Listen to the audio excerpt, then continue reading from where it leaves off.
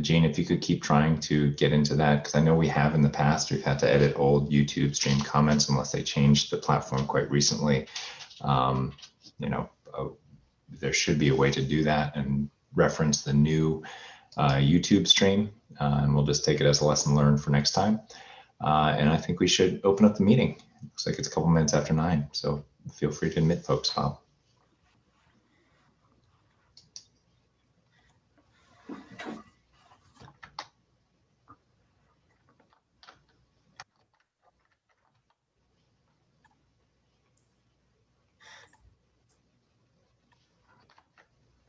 Got it. Just submitted 16.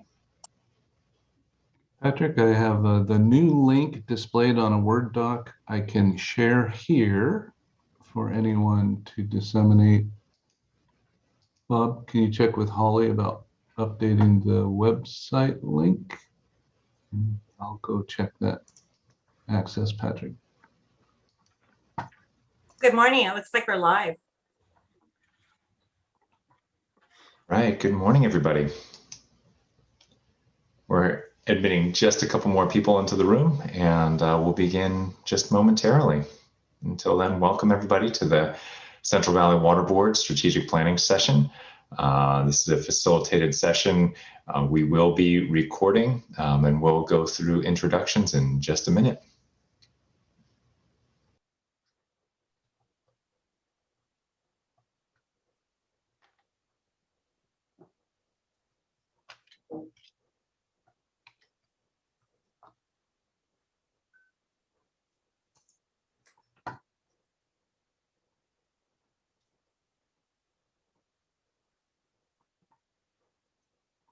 Just confirmed I cannot add comments to that old stream, Patrick. Sorry.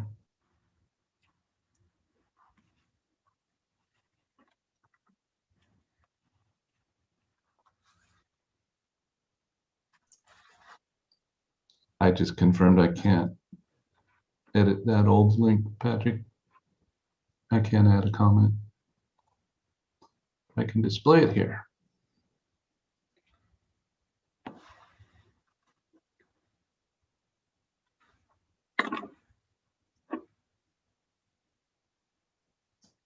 Mindy, if you could send that link out to the other board members, I'd appreciate it. To everybody on the call, we had to switch our YouTube stream, and so the link that was sent out will not work. We will be trying to get the word out. Gene, if you could put up the new link on that Word document, I'd appreciate it.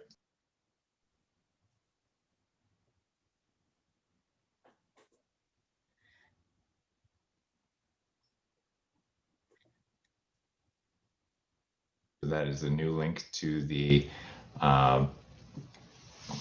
YouTube stream. If you have somebody you know that would be otherwise streaming this, not participating via the Zoom link, feel free to send them to the RB5 strategic plan to get the Zoom credentials, or go right ahead and provide that information to them. And with that, I think we can begin the presentation. I'll turn it first to Lisa for a brief introduction, and then we will proceed to introduce the rest of the board members and the Board Strategic Planning Committee who are participating here today. That's great. Well, thank you so much. And as you can see, we've got a nice group of people that have joined us. We're going to be going through, basically, we want you to be involved today. We're going to have a chat. We're going to ask people to open their mics and talk. And we're going to be helping the board work through their strategic plan as they're thinking about what they want to put into the content. I'm Lisa Butler. I'll be your facilitator today. And we do have a little poll to kind of see who else is with us. So would this be a good time to cue that, Patrick, to Absolutely. go ahead and let people, so we'll take up the first one. We'd just like to get a feeling for who's with us today. So we'll throw up a quick poll. And we'll let that get queued up. There it is. And we're just trying to understand a little bit about who's in the audience. So if you could click and let us know.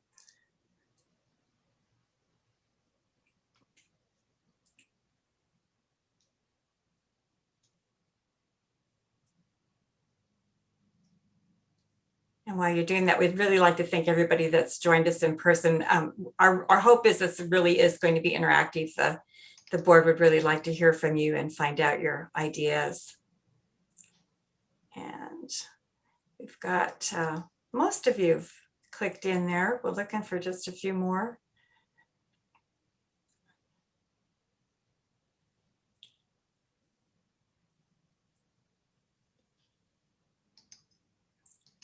Okay, let me know when to end it. Yeah, it looks like no one's declined to stay, so that's a good sign, Patrick. Fantastic. And I know, fortunately or unfortunately, I think there's a tribal beneficial use meeting scheduled concurrently. That a tribal only invitation went out. So that may be one of the reasons why we're not getting too many of the tribal members or affiliates kind of showing up here today. But bear in mind, we will continue to reach out and touch base with them as we proceed with the strategic plan. So thank you so much. I'll take over. Jean, if you could put the presentation up.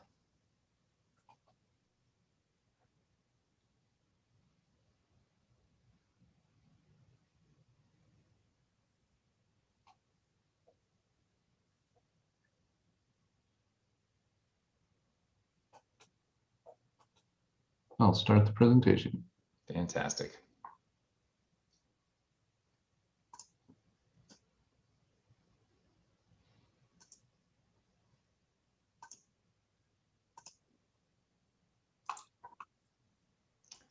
All right, next slide. And again, welcome everybody to the board strategic planning facilitated workshop session. Myself, I am Patrick Palupa, Executive Officer, Central Valley Water Board. With us today, we have Lisa Butler, who has been working with us to put together this little workshop here today. We also have members of the Strategic Planning Committee here. That includes a number of board staff who applied for and have been working with the board's executive management team and the board's work group to help formulate the strategic plan. The board's work group are the first two people listed here, and Dr. Carl Longley, the board chair, and Mark Bradford, board member. I'll let them introduce themselves in just 1 minute. The rest of the Strategic Planning Committee includes Lynn Koster, Maxine Cottrell, Chris Flowers, Christine Croyle, Rebecca Asami, Jonathan Muir, and Christine Croyle, and Clint Snyder. And so those are members of the strategic planning group who have been working together with the board's work group on this particular effort. And then I'll let Carl and Mark introduce themselves with just a couple words. Thank you, Patrick. First of all, I welcome the folks who joined us today. This for us is a very important exercise. I was telling the staff working on this that I didn't think many folks would show up. They didn't the last time we did this a few years back, well, quite a few years back.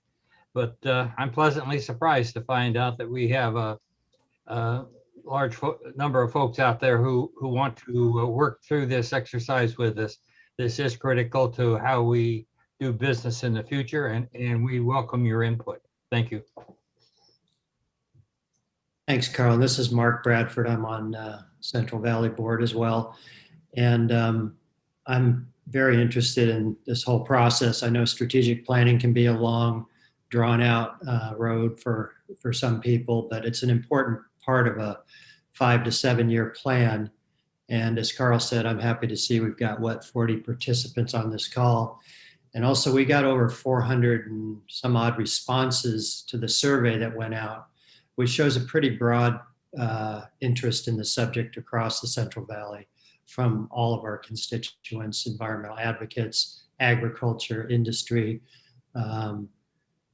EJ community. So I think this is an important aspect of what the board does, and it'll help kind of provide that roadmap going forward. So thanks for everybody participating today.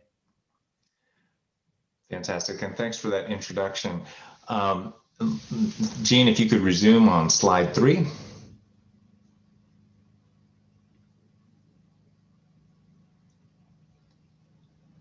And just to note that YouTube live stream has changed. The new YouTube live stream is there displayed on the screen.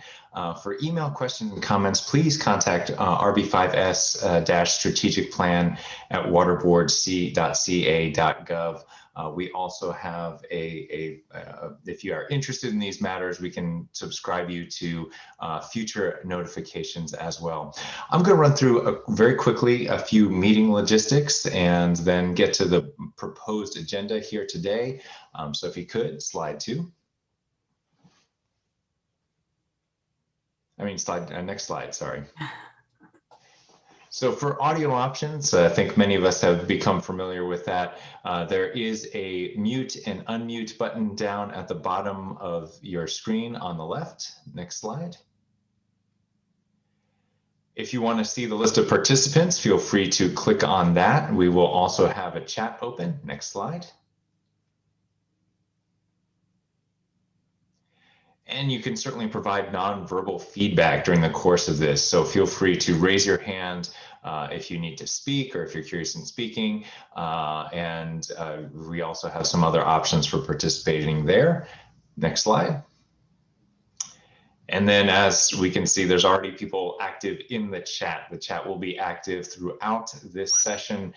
We will be checking into it and seeing as folks post questions, post concerns, post opinions, and all of that we will be absorbing and recording and presenting to the board along with the discussion here today in April. Next slide.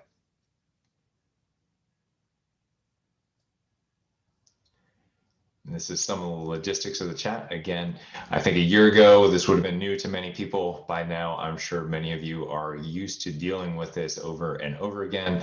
You can select who you chat with. You can, for the purposes of this meeting, feel free to blast it to everybody. It's rare that we're going to have a discussion that won't prompt some questions, some concerns, some comments. Next slide. Let me briefly go over the workshop goals here today. So we are engaged in a strategic planning process. As board member Bradford said, we're really trying to understand what the board's priorities should be for the next 5 to 7 years. So that's pretty ambitious. And the fact that we undertook this at the start, even before the pandemic occurred, was ambitious. I think it became even more so, but even more critical as we began to operate in the circumstances that are driven by the pandemic and by the special meeting procedures and things that we are currently in the midst of, and hopefully towards the end of.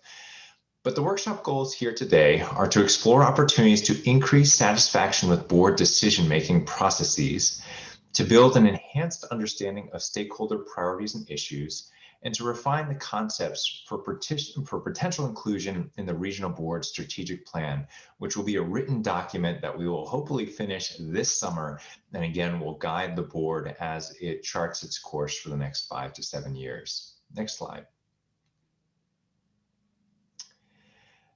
I'll get a little bit into the agenda, and then we are starting off with the opening remarks. That's where we are right now. I'll give a brief discussion of the Central Valley Water Board, where our roles and our responsibilities are. Again, I think many of the people participating are quite familiar with that, but I think one of the things that was revealed through the strategic planning survey that we'll describe in just a little bit is that we still have a ways to go for letting everybody know where our roles are, where our responsibilities are as an agency, where they overlap with other entities, and where we can partner with other agencies and other nonprofits, et cetera, that to essentially meet our goals. I'll talk a little bit about the strategic planning process and timeline.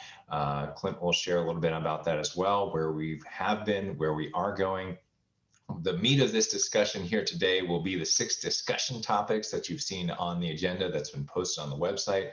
And then we'll get into a summary and next steps with a closing by Chair Carl Longley. Next slide. So really quickly for the ground rules, try and do one mic. I think from what we can gather from folks on the call today, you're mostly experienced with this, but if you open up a mic on your cell phone and one on your computer, we'll have to mute you, and put your cell phone away from the computer. That helps with the clarity of your conversation. Step up, step back is something that I think is valuable for just about every meeting, particularly meetings where we have people with strong opinions.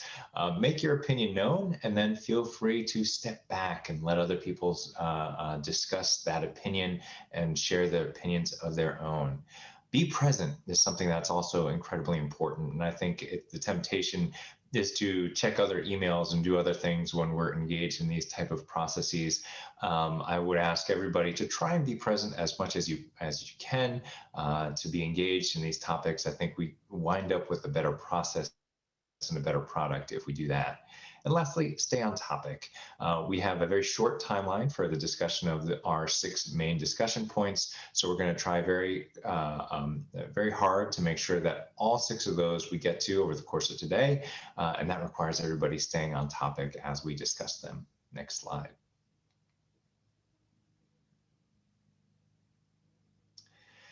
So very quickly, I will go into the alphabet soup of all the agencies that we work with. This is only a limited scattering of them for orientation for folks who are not used to dealing with us as an entity. We are under the Cal EPA umbrella. We are joined with the State Water Resources Control Board. We are one of 9 regional water quality control boards. These are actually independent boards. So our board members are selected by the governor, nominated by the governor. They go through the Senate for confirmation and exercise a degree of independence from the State Water Resources Control Board to more effectively address local issues and local concerns. We also partner with a lot of different other agencies. Some of the responses that we got back from our strategic planning survey include a lot of things that are under the responsibility or we have overlapping responsibility for with other entities. Those include the Department of Water Resources, which is under the California Natural Resources Agency. So you see that on the right. We also have a lot of comments that touch on areas in which we share responsibility with one of the 38 county offices that we have within our region, or within some of the other agencies, both at the federal level and the state level, that we interact quite frequently with. That includes the United States Environmental Protection Agency, the U.S. Army Corps of Engineers, the California Department of Public Health, where previously the State Water Board's Division of Drinking Water used to be, the Bureau of Reclamation, CalGEM, the former Division of Oil, Gas, and Geothermal Resources, now known as the California Department of Conservation's Geologic Energy Management Division. So all of these entities are areas in which we work with other folks and to achieve our goals. Next slide.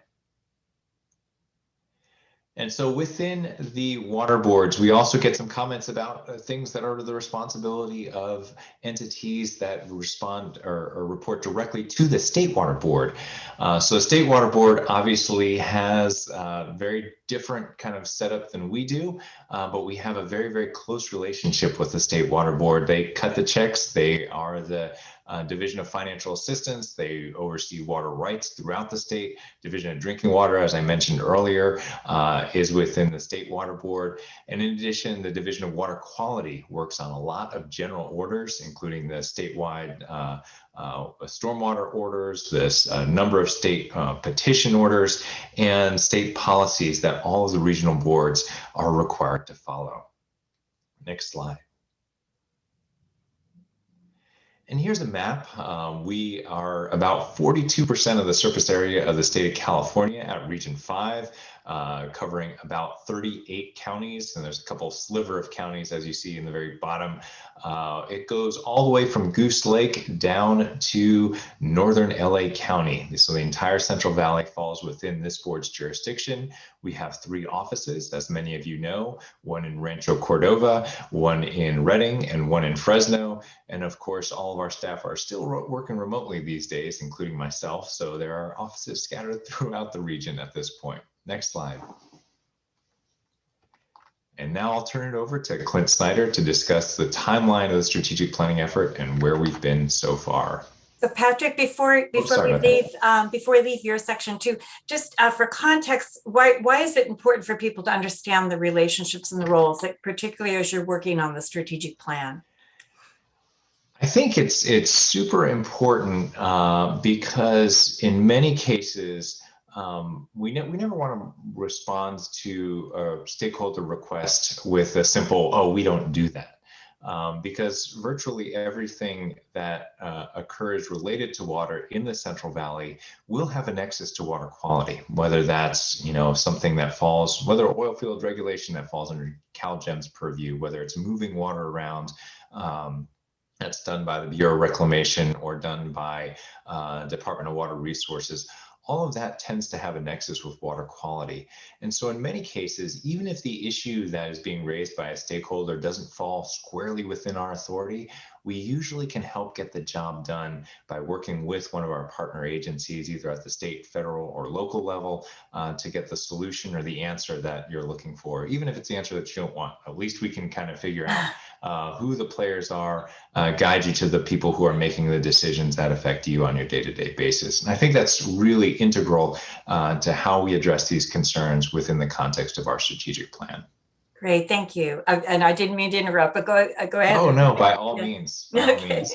And feel free to raise your hand if you have questions as we move through this slide deck. We do have time carved out for discussion, but this is meant to be an interactive thing. So feel free to raise your hand if you have any questions or concerns as we're making these presentations. So with that, I will turn it over to Clint. Yeah, I just reiterate what Patrick said. We really intend this to be interactive. It's always helpful to get just a couple of hands popping up to get that machine running. So if you do have a question, please don't be bashful. Here, I just wanted to, I guess first I'll introduce myself. I'm Clint Snyder. I'm one of the assistant executive officers of the Central Valley Water Board, and I manage the board's Reading office and have been participating along with the board members and the committee to put the strategic plan together. To provide a little context before we really start jumping into the weeds, just want to give you an overview of sort of where we're at in this process. And to me, I kind of look at this in phases, 4 phases really. The first phase is kind of an internal analysis where we work with the board members and the strategic planning group and our internal program managers to kind of analyze our current practices. That includes kind of the business side of things, as well as the program side of things, including our administrative group. So we've kind of worked through that now. The second phase is really to build on and refine our understanding of the issues through your lens. How do you see the board? How do you view the board's programs? How do you view our interaction? Our hope is that through this process, and that includes the survey and today's workshop, that we will be in a position to culminate both phase 1, that internal analysis, in addition to our external analysis, so to speak, culminate that information and take it back to the board for phase 3. Phase 3 really being the board wrestling with that, the committee wrestling with all that information, synthesizing it, and working toward the completion of that strategic plan. The fourth and final phase, as I see it, is really that implementation phase. And I think oftentimes that piece kind of gets left off. I know many of you have probably participated in strategic planning efforts in the past, some of those being more fruitful than others. Oftentimes they result in a nice report, so to speak, that kind of sits on a shelf. This certainly isn't the intent here. And I really do think that the Central Valley Water Board, more so than a lot of them, are uniquely situated in that we have 19 programs within our region. We have 19 program managers who oversee and develop annual work plans each year. And those work plans really steer the activities of each and every staff person in our region. And so through that exercise and through the development of the strategic plan, the program managers will have a constant eye on what the strategic plan sort of calls out as values and goals over the next 5 to 7 years, and will be developing their annual work plans to match and mirror the goals that are outlined in that strategic plan. So with that, the The timeline that's before you right now kind of lays out sort of where we've been and where we're going. In August 2019, we initiated this effort. In 19 and 20, the board, as part of that internal analysis, reviewed our mission statement, vision statement. We held some sessions as part of the board meetings to talk with board members about what they valued, areas that they thought were important to consider. In the summer of 2020, we engaged with the program managers, interviewed them, talked in depth about the issues affecting their programs. And then through that internal analysis, we developed that outreach plan and issued the survey that I'll be talking about in a second. And then today is really to kind of dig in a little bit deeper, get just a better understanding of some of the responses that we received through that survey. And then moving forward, the spring, summer 2021, we'll be continuing on those board member discussions to button up the strategic plan. So next slide. So I want to talk just a bit about that survey that we sent out. I hope it's safe to assume that all of you had an opportunity to participate in that survey. If not, you'll have an opportunity today to provide some feedback on a few of those subjects that we want to learn a little bit more from you about. The survey was open from January 11 through February 22nd. We got an amazing response, over 450 respondents from throughout the region, all backgrounds, all interests, some industry groups, some EJ, some just concerned citizens. I think it was very well received, and the feedback that we garnered will just be valuable in this project. Just to note too, though, that survey also wasn't just external. We included a piece in there for employees as well. We wanted to understand their perspectives as we move forward in considering all the information. So with that, I'm going to pass it on to Lynn Coster, and she's going to talk a little bit more about the survey and lead us into topic one. And before you go, we do have a quick question. Bruce, did you want to ask a question? Yeah, I think this is a good time. So Patrick, thanks for your slide that showed all the other agencies that and Bruce, the group doesn't know you, so go ahead and introduce yourself. Oh, so Bruce Adelshout, Northern California Water Association. We're the third party that represents the Sacramento Valley Agricultural Water Quality Coalition. And thank you, Lisa, for making sure that that those who didn't know who I was did. So Patrick, thank you for showing that PowerPoint about other state agencies and federal agencies and regions throughout the state. You know, bridging from that slide to Clint's opening remarks, and you can address this now or as we move on, but did you look at other state agencies' models for increasing stakeholder satisfaction, or some of the other I'm sorry, some of the other 6 priorities that we're going to be discussing today? Did you look at other agency models? I don't know, Patrick, if you want to take that one, or. Yeah, certainly. I mean, I think we've looked into. I've participated in other agencies' work on this.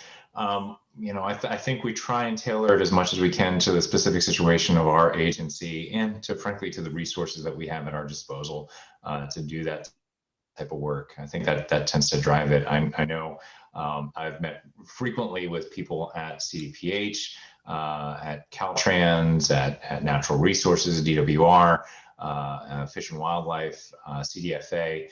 All of them, their different kind of projects are fairly issue specific. So, you know, we can learn from them in bits and pieces, but I think big picture is something we have to roll up our sleeves and kind of do ourselves. That's great. Bob, was there a reason that you asked about? Was there something in particular you were thinking about? Or Bruce, excuse me.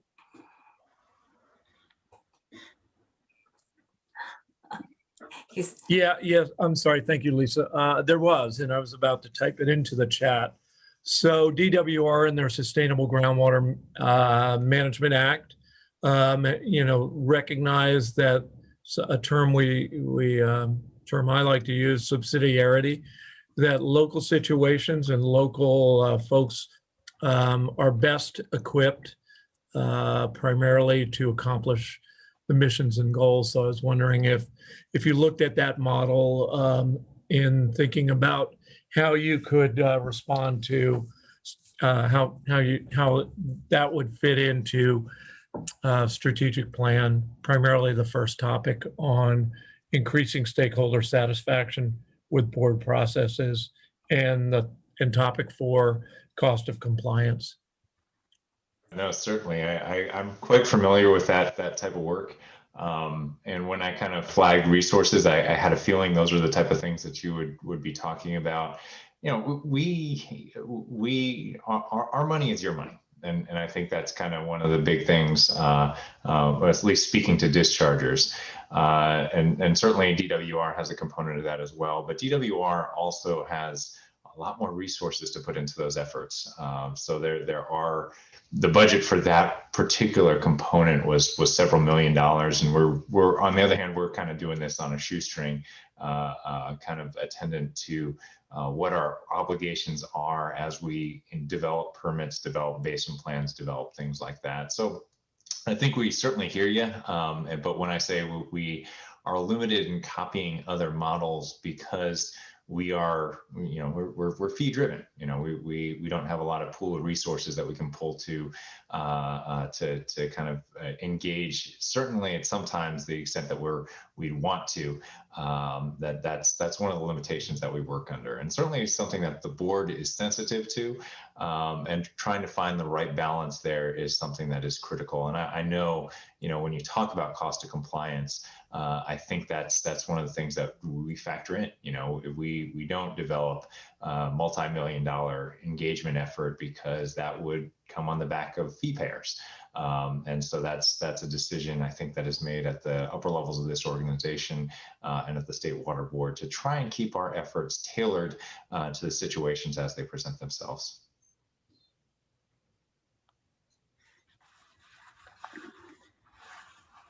Thank you, Patrick, and thank you, Bruce, for jumping in.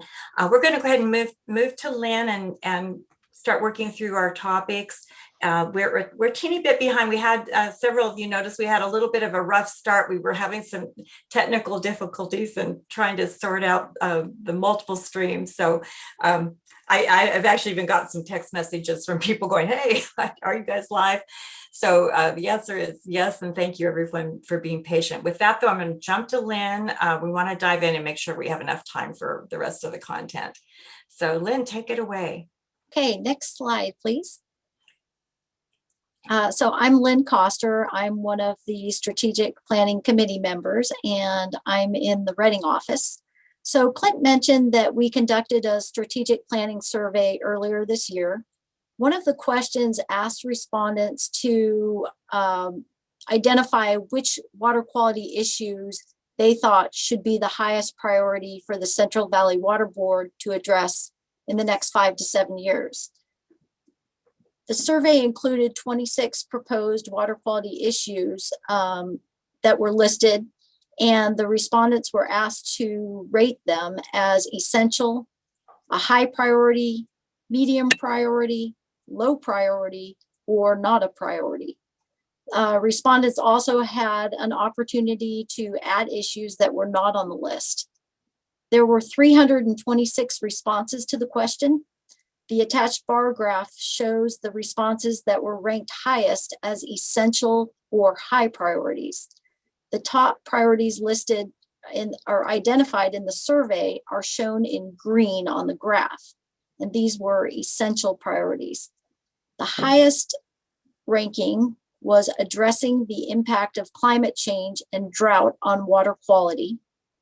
Second highest was working to reduce the cost of compliance. Third was long-term salinity management. Fourth was requiring cities to clean up trash in their storm sewers. Next was implementing the CV Salts nitrate control program. And 6 was studying the cost of compliance.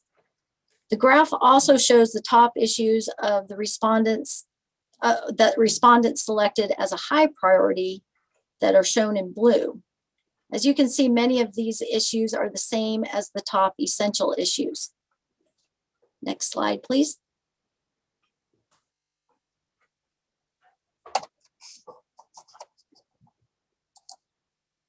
After reviewing the results of the survey, we identified some gaps in the information and topics that we wanted to dive deeper into with you in order to further understand your priorities and issues and how we can better engage with stakeholders.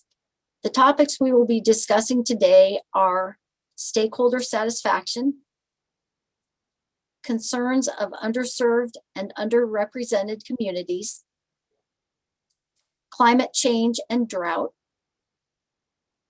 the cost of compliance, special concerns for zero trash and homelessness, and lastly, stakeholder engagement post-COVID.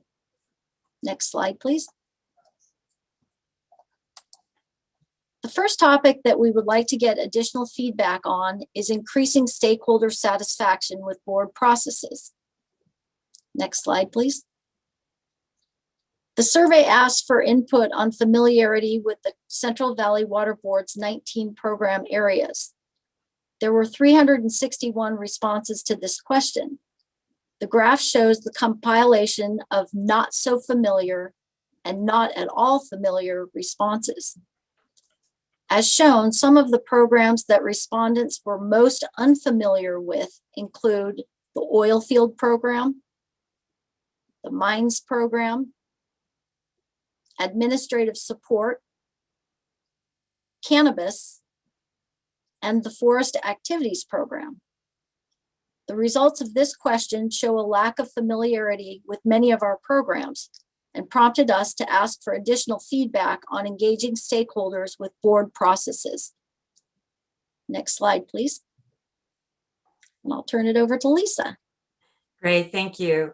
And once again, a couple things. For a board that's preparing a strategic plan, what they're looking at is the things that they want to pay a lot of attention to, where they can get a lot of bang for their buck. So that's kind of one of the focus areas that they're looking at. So for this next one, let's go ahead and go to the next slide then and pose our questions. So, oops, go back, sorry. So the question is, how can we increase your satisfaction with the board processes? And I think I noticed, Bruce, you actually got us started with this question and some of the things that you asked us about. But if everyone online with us could take a minute and just kind of do a little bit of thinking. And if we go back and look at the data sets, we have two things. We've got a lack of familiarity with programs, which possibly is one of the barriers with people having an understanding about how they can interact with the data. And then also areas where people had highlighted some priorities.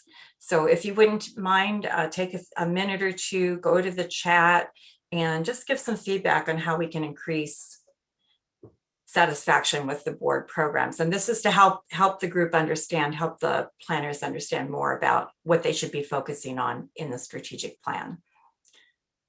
So I'll ask people to start chatting, and I'm very patient.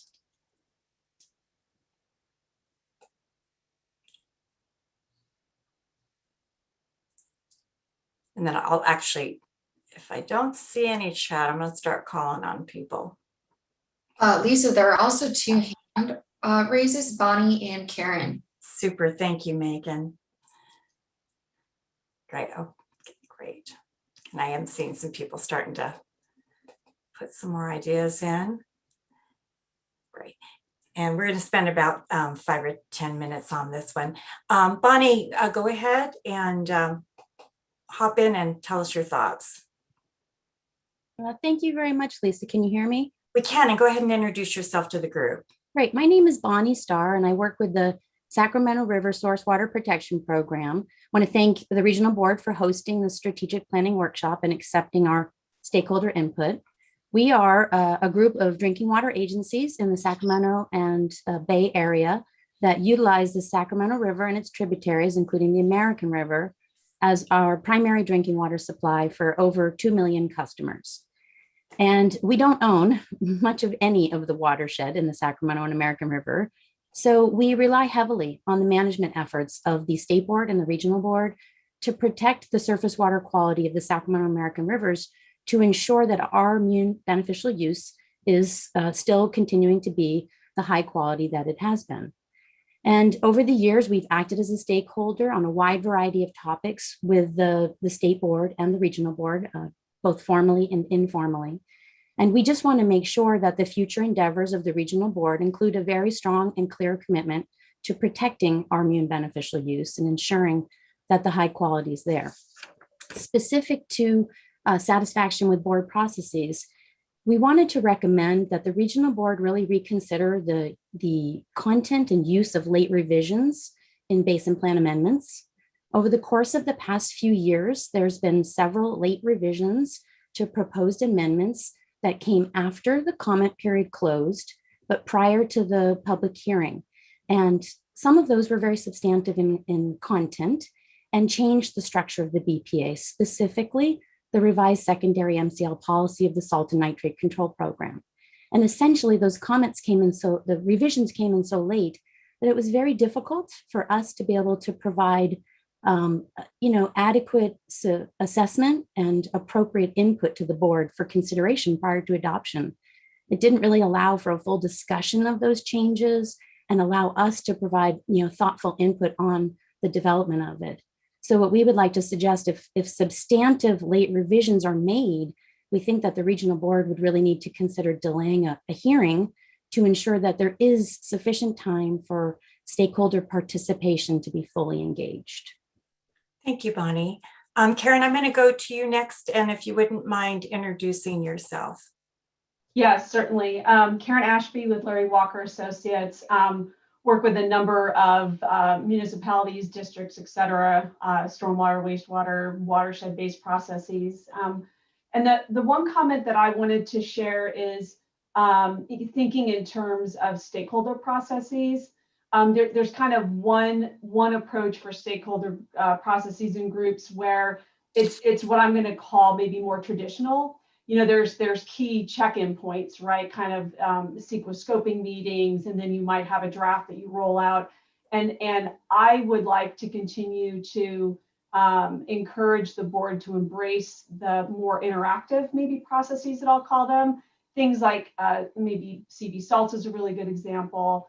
When we worked very closely with board staff in the region-wide stormwater permit was a bit of a different process where we were really working, side by side with board staff. So it wasn't, we were just kind of handed a draft. We were working to create that with board staff and being able to resolve a lot of issues as they came up instead of trying to react to things kind of later in the process. So I would just really like to strongly encourage the board. I know that at times it may seem to be very difficult, but I think that we work through the difficulties either up front or on the back end. And I think up front is so much more productive. So that's just what I would say. If we can continue to have that as a priority for how the interactions occur, that would be greatly appreciated. Great, thank you. I'm seeing the team nod, so thank you for that great feedback. I also want to express appreciation. People have been putting some wonderful comments in the chat. This is great. I'm going to just check if anybody has the last thought. I'm going to try to get us back on schedule. And once again, thank you to everyone for your patience. So we were dealing with our technical issues at the beginning. And if not, I think we might be able to go ahead and move on. Once again, I'll look to Patrick and Clint real quick. If any thoughts, comments on what you're seeing in the chat. No, I think that the chat comments are we're kind of receiving them and we're sensitive to that, and I think that's kind of one of the ways in which we the the feedback is consistent with what we're trying to do, even engaging in this process here today, is to try and engage in a more open, more informal, and earlier in the process engagement with stakeholders. And I see a couple of Bruce's comments, and certainly they're seem to be very specific to the Irrigated Lands Regulatory Program. But I think they represent concepts that I think we're considering on a broad scale too, in terms of looking at cost of compliance and looking at ways of seeing if we can rely on other areas to take some of the load off of the regional board and really kind of focus on the areas where we see problems. So I think those comments are absolutely well received. I'll voice that, particularly for some of the issues like the additional engagement and things like that, it definitely is something that we discuss with the board. There's certainly trade-offs. If we want to engage in a lot more process, that means we will get less permits done. And so there are obviously kind of trade-offs one way versus the other way. We have a limited number of staff. If we scope up, the fees go up. So there's a lot of, it's like a very multi-ended balloon. You squeeze one end and the other end pops up. I think that's really, particularly for this agency, what we're getting at with the strategic planning process. What is the happy medium in the middle? And that's really what we're trying to calibrate our efforts to right now.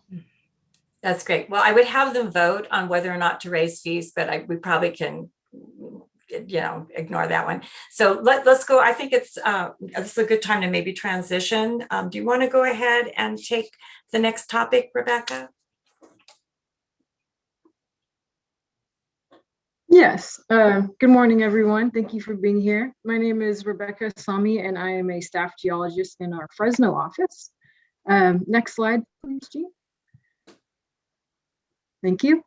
So the topic I'm introducing today is topic 2, addressing the concerns of underserved and underrepresented communities. For this topic, we'd like to learn what you think is working with how we serve and engage these communities and how we can improve. Staff at the Water Board want to be sure that we are serving the public equitably, regardless of which communities our stakeholders come from. Next slide. Rebecca, you may benefit from not doing your video. Oh, am I cutting out a little bit? Just slightly, not a problem. Okay. Yeah, that happens. Sorry. Okay. So when prompted, about 20% of our respondents identified as being from disadvantaged or severely disadvantaged communities. Also, about 50% of the respondents said they did not know whether or not they were from a disadvantaged community. Those results indicate that a significant portion of the people we serve identify as being from or potentially being from a disadvantaged community. Also, close to 50% of the environmental justice community respondents thought that the following should be priorities or essential to our work: allocating more resources to enforcement, addressing the impacts of climate change and drought, developing ways to more effectively address the needs of the environmental justice community, allocating more resources to preserving the Delta's water quality, and many respondents thought that we should prioritize homeless encampments and the associated water quality issues. In addition to choosing these as priorities, several people submitted written responses indicating that they'd like us to work harder at addressing the needs of the underserved.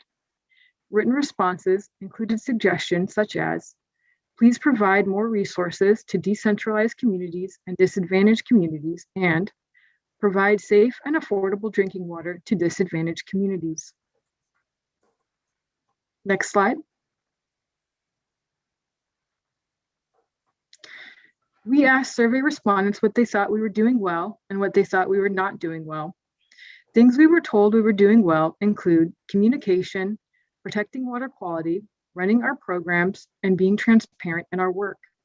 However, engagement was identified as something we were both doing well at and an area where we need improvement. Clearly, respondents are having a wide range of experiences when it comes to interacting with board staff. Okay, next slide, and I'm going to hand it off to Lisa. That's great. Thank you. So to the group, what we'd like to find out from you is based on your experiences working with water quality issues in underserved and underrepresented communities. What's working well? What can be improved? We wanted to get a little better understanding of the survey feedback. And then added to that, what are the most important issues that the board should consider as they relate to the underserved or underrepresented communities? So we'll do the same thing as we did last time. We'll go ahead and give you a minute or two to think about this. Go ahead and use the chat. And if anyone is feeling comfortable to raise a hand and jump in, we'd appreciate that. And we'll go ahead and spend another probably 10 or so minutes on this particular topic. So with that, I'll go ahead and wait and let people add into this. For me, one of the interesting findings was just that people weren't even sure whether or not they were part of that community. There was the fact that was an easy question to answer. I thought was an interesting piece of information.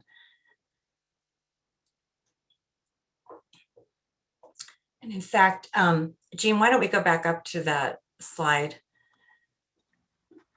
See Eric raising his hand. Yeah, go ahead, Eric. Thank you. And Eric, if you wouldn't mind introducing yourself. Which slide, Lisa? The one just before, thank you. The one before this one, 23, there we go. Thank you, Lisa. I apologize for the delay. I was having a little bit of an issue unmuting, but thank you for unmuting my mic. Hello, everyone. My name is Eric Oriana. I'm a policy advocate with Community Water Center, and we have extensive experience working with severely DAC communities and also DAC communities. And I just wanted to comment really quickly. We were not able to submit any response for the survey, but I think one of a crucial aspect in which the board can really work and help engagement. I saw that engagement was one of the issues that some other respondents thought that the board could improve on, and that is by engaging DAC communities. I think one really important component of that is ensuring that any webinar, any action being taken by the board is available to monolingual Spanish speakers. I appreciated that the webinar today had a Spanish agenda, but it was a little bit difficult for me to see if there was any availability in terms of Spanish speaking presentation available. So I think that that's possibly somewhere where moving forward, the board could really help engagement increase, especially with DAC communities who are often Spanish speaking individuals.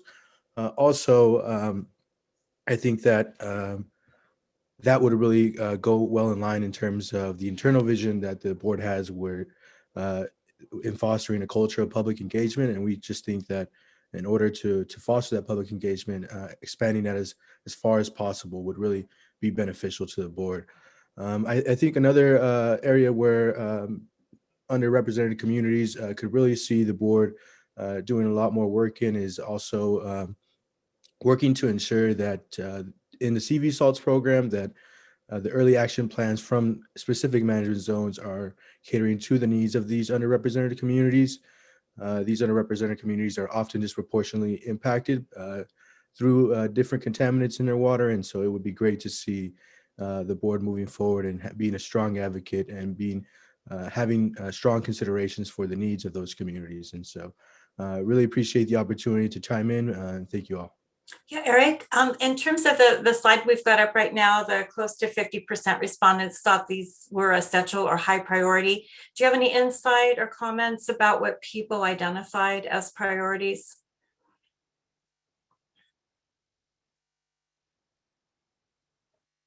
And you're on mute again.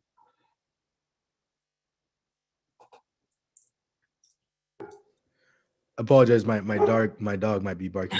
That's okay. I think that's kind of Zoom life right now. So we've seen little dogs, children's pets run through, and I was in a meeting yesterday. Someone was in their bedroom and a dog hopped up on the bed.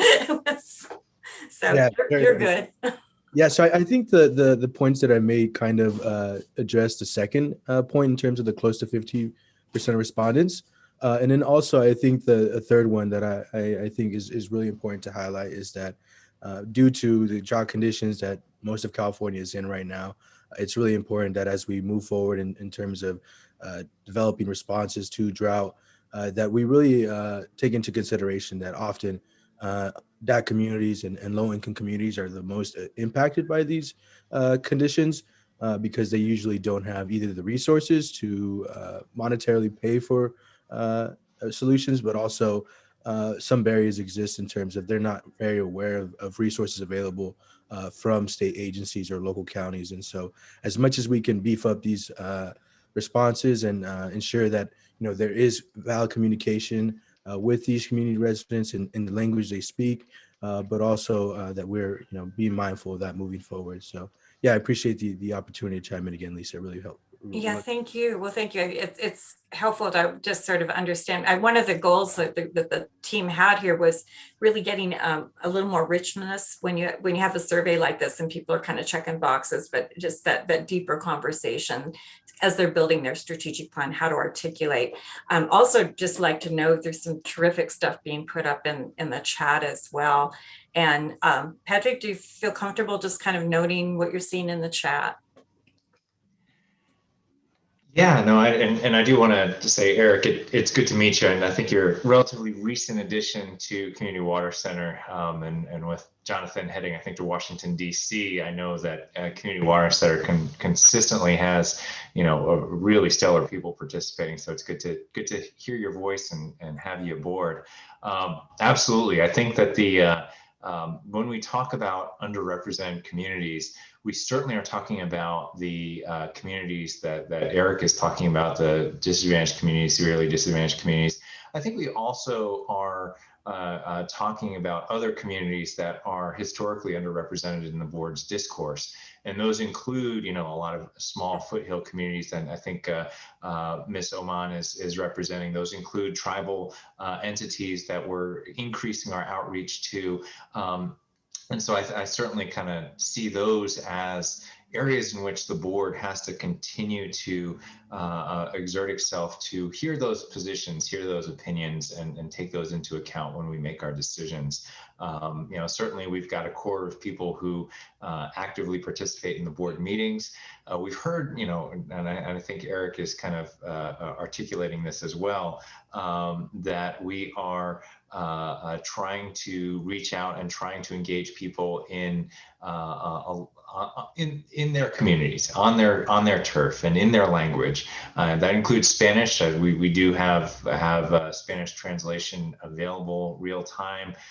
We are also continuing to make efforts to have other languages available. Punjabi, Hmong are the two that we have the resources if the need comes out there. We translate a lot of our environmental justice outreach, particularly that related to subsistence fishing, into those languages as well. And so it's all hands on deck, I think. And I think the social media on a certain level makes it easier, but on a certain level it raises the bar. You have to continue to meet people where they are, whether it's on Facebook, whether it's on Twitter, whether it's through digital media that's in their language.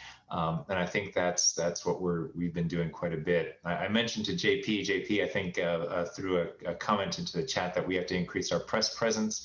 My response is actually, we met with the leadership group and the Office of Public Participation and the State Water Board has hired somebody who's a communications director, somebody who we have not had historically within our bigger water boards family, that is more than just press. Also talks about strategic communications and not just reacting to a story that says, oh, the board is doing something or not doing something, that we get affirmatively our presence out there. We talk about the sampling that we're doing. We talk about some of the programs that Lynn mentioned earlier that folks don't know a whole lot about, but do a huge amount of work to protect water quality in the valley. And I think that actually goes to stakeholders too. There's a lot of stakeholders that are spending billions of dollars on water quality control measures that are unheralded. And by the time the water comes to the tap, sometimes the reason why it is clean and pure is because of the efforts that were undertaken well up into the reaches of the watershed, or at the agricultural level, or at the industrial level, or in foothill communities communities for their upgrades for POTWs. And I think those stories have to get out there. I mean, those are taxpayers, ratepayers, and fee payers that are paying for that. And I think those stories need to be told, as well as the downsides. I think the issue of 900,000 Californians being without a source of safe, clean, and affordable water is something that has gotten a lot of attention, and is certainly something that we will continue to work on as we move forward. Yeah, I'm going to have Geneva jump in, and I hope I said that correctly. And she's talking a little bit, and this is interesting for me anyway. Your board is just so huge. I know I'm looking at Carl, your chair, the span and geography of it. So Geneva, do you want to jump in and talk a little bit about the headwaters? Yeah, I'm from up around the Mount Shasta area. So, and I'm going to have you introduce yourself. My name is Geneva Oman, from up near Mount Shasta, near the headwaters of the Sacramento River. And I'm a interested and concerned citizen, and I also am on the board of directors of a few nonprofits in our area who are concerned about water quality issues. So, we have issues here where our water is still, thankfully, quite clean. It's coming off of the mountain here, Mount Shasta, areas that are largely public lands and undeveloped, so that water coming off the mountain is still relatively clean and is providing a significant amount of water for downstream Sacramento River. And we want to keep it that way. I don't see the logic of allowing pollution of these waters so near the source that could only end up compromising use of those waters further downstream. There are anti-degradation policies, my understanding, that are supposed to keep these clean waters clean. And yet we have, companies coming in, and our small communities, wastewater treatment plants can't handle their wastewater. So they're given permits for leach fields, and these leach fields, some of the ones around here or the proposed ones they're right in neighborhoods where people have wells. So there's the potential of contaminating those wells. In one case, there's a proposed leach field that is very close to a well that is a municipal water source. And we just don't see the logic of permitting these kinds of leach fields when, the net result is likely to be further contamination of our water sources and resources here. And the logic is usually, well, it'll add some pollution to the groundwater, but it's still going to be below drinking water quality levels. And that's just not an appropriate logic for this area and to be consistent with anti-degradation policies. Yeah, thank you. One of the things thank you, Geneva. One of the things I noticed about your comment, though, was talking a little bit about the rural context and how a lot of the source water areas are also underserved, and sometimes that gets lost in the larger conversation. So thank you for bringing that into the mix. Okay, well, I think we're actually kind of back on schedule again, and just want to say any last thoughts if anybody has chats. And thank you to Catherine and everyone for the comments. So with that, why don't we go ahead and Maxine, why don't we talk a little bit about climate change? This has been a really interesting one as we go to Maxine and the topic 3, climate change. One of the things that we talked about as we were preparing for this meeting was this really dramatic difference that we're noticing in surveying. And I'm saying this from the context of having done a lot of surveys statewide from different organizations, that people's awareness of this topic seems to be increasing, the sense of urgency, and the numbers are quite dramatic. I saw some surveys yesterday showing that the awareness of this on a national basis had increased by 31% over last year. That's stunning. So with that, I'll turn this over to Maxine to introduce the topic. Thank you, Lisa. Next slide, please. So topic 3, as you can see, is climate change and drought. For this topic, we're looking for input on strategic options for assisting people, that is, stakeholders of all types across the whole region, and resources that are at risk from water quality impacts of climate change and drought. Next slide. So in response to the question that you've heard about earlier in this presentation about what water quality issues are the highest priority for the Central Valley Water Board to address in the next 5 to 7 years, climate change and drought impacts were at the top, along with long-term salinity management. Knowing that water supply and water quality issues are often inseparable, we understand the close coupling of concerns with climate change, drought, and salinity management in the region. Next slide. Here's a small sampling of survey comments associated with climate change and drought. I won't read them to you, but to summarize, the comments mainly focused on climate change impacts to water quality and availability, and on climate change planning. So we anticipate a variety of climate-related issues will continue to be a factor in the quality of life and health for everyone in the region, and may affect some stakeholders more dramatically than others. We'd like to get your feedback on this topic. Lisa?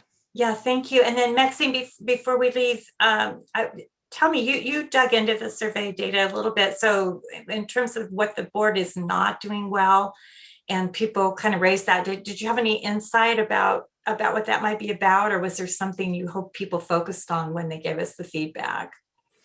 No, and the main thing, it seemed that as is shown on this slide, it was very broad about what the water board is not doing well with respect to climate change. There weren't a lot of specifics. There was concerns definitely of water availability, and those were the main sort of things, but it was an undefined responses as far as I could see. I mean, as you can see on this slide, there's the scarcity of water and is an issue, but also with the awareness that the Central Valley Water Board cannot just make water appear, and we're that's outside of our purview and our abilities, but we can work to impact or have positive impacts on water quality and implementation of anti-degradation policies. So I think, but that's a good question, because we want to know more. We want to know what is important to the stakeholders and what people's visions are for what the board might be able to do. And by the way, I forgot to introduce myself. I'm in the the Rancho Cordova office. Thank Thanks. you, Maxine.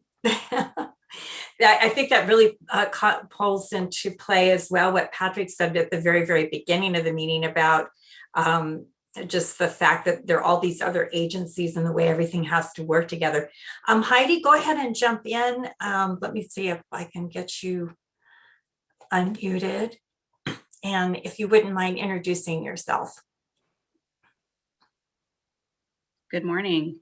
My name is Heidi Oriel, and I'm a civil engineer in the Legislative and Regulatory Affairs Group at Regional SAN, which is the largest POTW in the Central Valley region. And that acronym means what? I'm sorry? What does that Regional SAN is short for the Sacramento County Regional Sanitation District. And POTW? Is publicly owned treatment works, wastewater treatment plant. Thank you. One of the things that the board has really done a great job at, and that we'd like to see continue with regard to drought and climate change, is support for recycled water programs. Recycled water can support a number of resiliency goals for our region, and it's something that, you know, brings together that water sustainability aspect with water quality.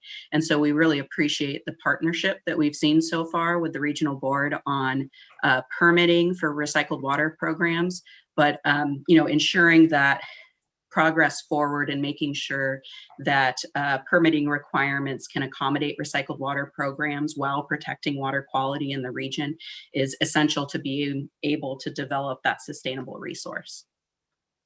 That's great. Thank you, Heidi.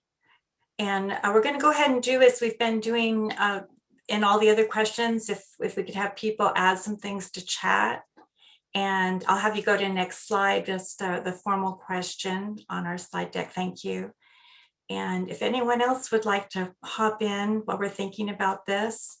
And once again, remember where this is going to land. This is going to help inform the strategic plan for the board. And if they're going to be strategic, what kinds of things can they be doing? And we'd also like to know a little bit more about what you're doing. So we have a question here about how are you planning for the changes that will be brought about by climate change? Heidi started that really nicely for us. And then what would a more robust climate change policy for the board include? So let's go ahead and open mics and have people put some chat in for us, please. I might just offer, Lisa, while folks are thinking about a response, oftentimes from the water board's perspective, we kind of look at climate change in, let's say, a couple of different areas. One, where we're looking at those kind of mechanical things that we can do to mitigate the effects of climate change. So in the context of, a lot of our discharges to land program, where a facility is creating a waste stream and they're running it through some sort of a treatment system and discharging it to land. In that context, it might be, increasing, the height of their berms to allow for, more freeboard as a safety margin for the overtopping of those in response to climate change. It could be something that simple, right? And the other context is Heidi was kind of getting at, there's sort of these longer term things that we need to be considering. And, oftentimes that can be, things like the lack of dilution or available dilution to bring in as part of a permitting solution. And so, wastewater treatment plants are often faced with that. The agricultural community is also faced with that, not necessarily, but sometimes from a surface water perspective, but also from a groundwater perspective, without having the opportunity or ability to, in some cases, blend maybe saltier water with fresher water to reduce the salt content to apply to their crops, that can create challenges. And so I think for this particular slide, we're really encouraging, the participants to really think broadly, not just in some of those institutional fixes that the board should be considering as we regulate facilities or we develop new policies or permits, but also longer term planning, and kind of gets to the goal of strategic planning. What types of things should we be thinking about over the next 5 to 7 years that we can develop internally, or that we should be thinking about when we're engaging with the regulated community? And so I just kind of offer that as maybe an opportunity to think a little bit about sort of the wide range of this topic, and really that we are looking for any and all ideas, concerns, feedback that participants may have regarding this subject. Mm-hmm. Mm-hmm. Yeah, I noticed Bruce has made a few comments in the chat, but this first question is something that everyone should be able to answer, was how are you planning for the changes that are going to be brought about? What's going on with you? And then, how does that relate to us? And I would hope actually everybody in this conversation would be able to add something to that. So thank you, Bruce, for getting us started on this one. But like I said, I'm going to be a little bit patient here and ask people to stretch a little bit and give us some feedback on what you're doing. And if you'd like to talk, that's great. If you'd rather use the chat. Maybe we could ask Bruce to expand on that a little bit. I think there's some good ideas in that. There's a last remark, if you don't mind, Bruce. Don't mean to put you on the spot, Bruce. Are you good with jumping in? Yeah, I'm happy to. And we have a number of our growers who are very proactive, multi-generational growers that are also participating in the call today. So I'd encourage them to raise their hand at the appropriate time. But I think, you know, I'll put it directly. You know, I'm trying to put it constructively as well. You know, that these processes, I mean, you take the irrigated lands program, but you take the timber program, they're complex. They spread across, you know, different geographic regions, and one size doesn't fit all. What my chat comments are intended to reflect is oftentimes either through commodity groups, through designations of certified organic, through fish-friendly farming, through use of commonly and well-vetted management practices that have been advanced by the NRCS, by the Resource Conservation District. There is protection of surface and groundwater quality that expands beyond just not the agricultural footprint, but to the entire ecosystem. And so somehow that recognition versus regulation, boy, we sure would love to see that acknowledged. And others do it as well. Other dischargers do it as well, whether it's food processors, whether it's dairy. I know JP's on the call, and JP, as an old journalist, I'm glad to hear he advocated for more communication, because I think that helps folks understand what's being done and find the convergence of collaboration that we can move forward, so we don't spend countless hours and resources and dollars to find out, oh, we've already been doing it. We've already had the success that we're trying to measure right now. So I hope that made some sense, but that's what I was trying to get to. I know, if you're a fifth generation farmer in the Sacramento Valley, generations 1, 2, 3, and 4 made sure that you could be still there. And I think that's an important thing to recognize. Great, thank you. So Jay Kipps, if you wouldn't mind introducing yourself and talking with us a little bit more, I'd appreciate that. And I saw you unmute just a second ago. Did I lose you? So you've added some things. Am I there? Yes, you are. Oh, good. Thank you. My name is Joanne Kipps, and I'm a private citizen, retired senior water resource control engineer from the Fresno office. I've been retired for about 10 years now. But I keep abreast of what the regional board's doing, and so there we are.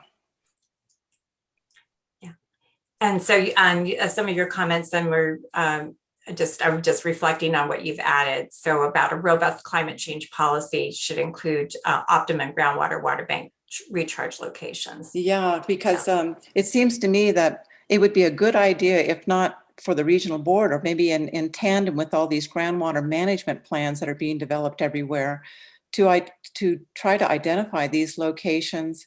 And because these are going to be crucial in managing California's water supply in the future. And it would be a good idea if we could try to preserve the quality of the groundwater in those areas as much as possible, so that they could serve our population in terms of drought.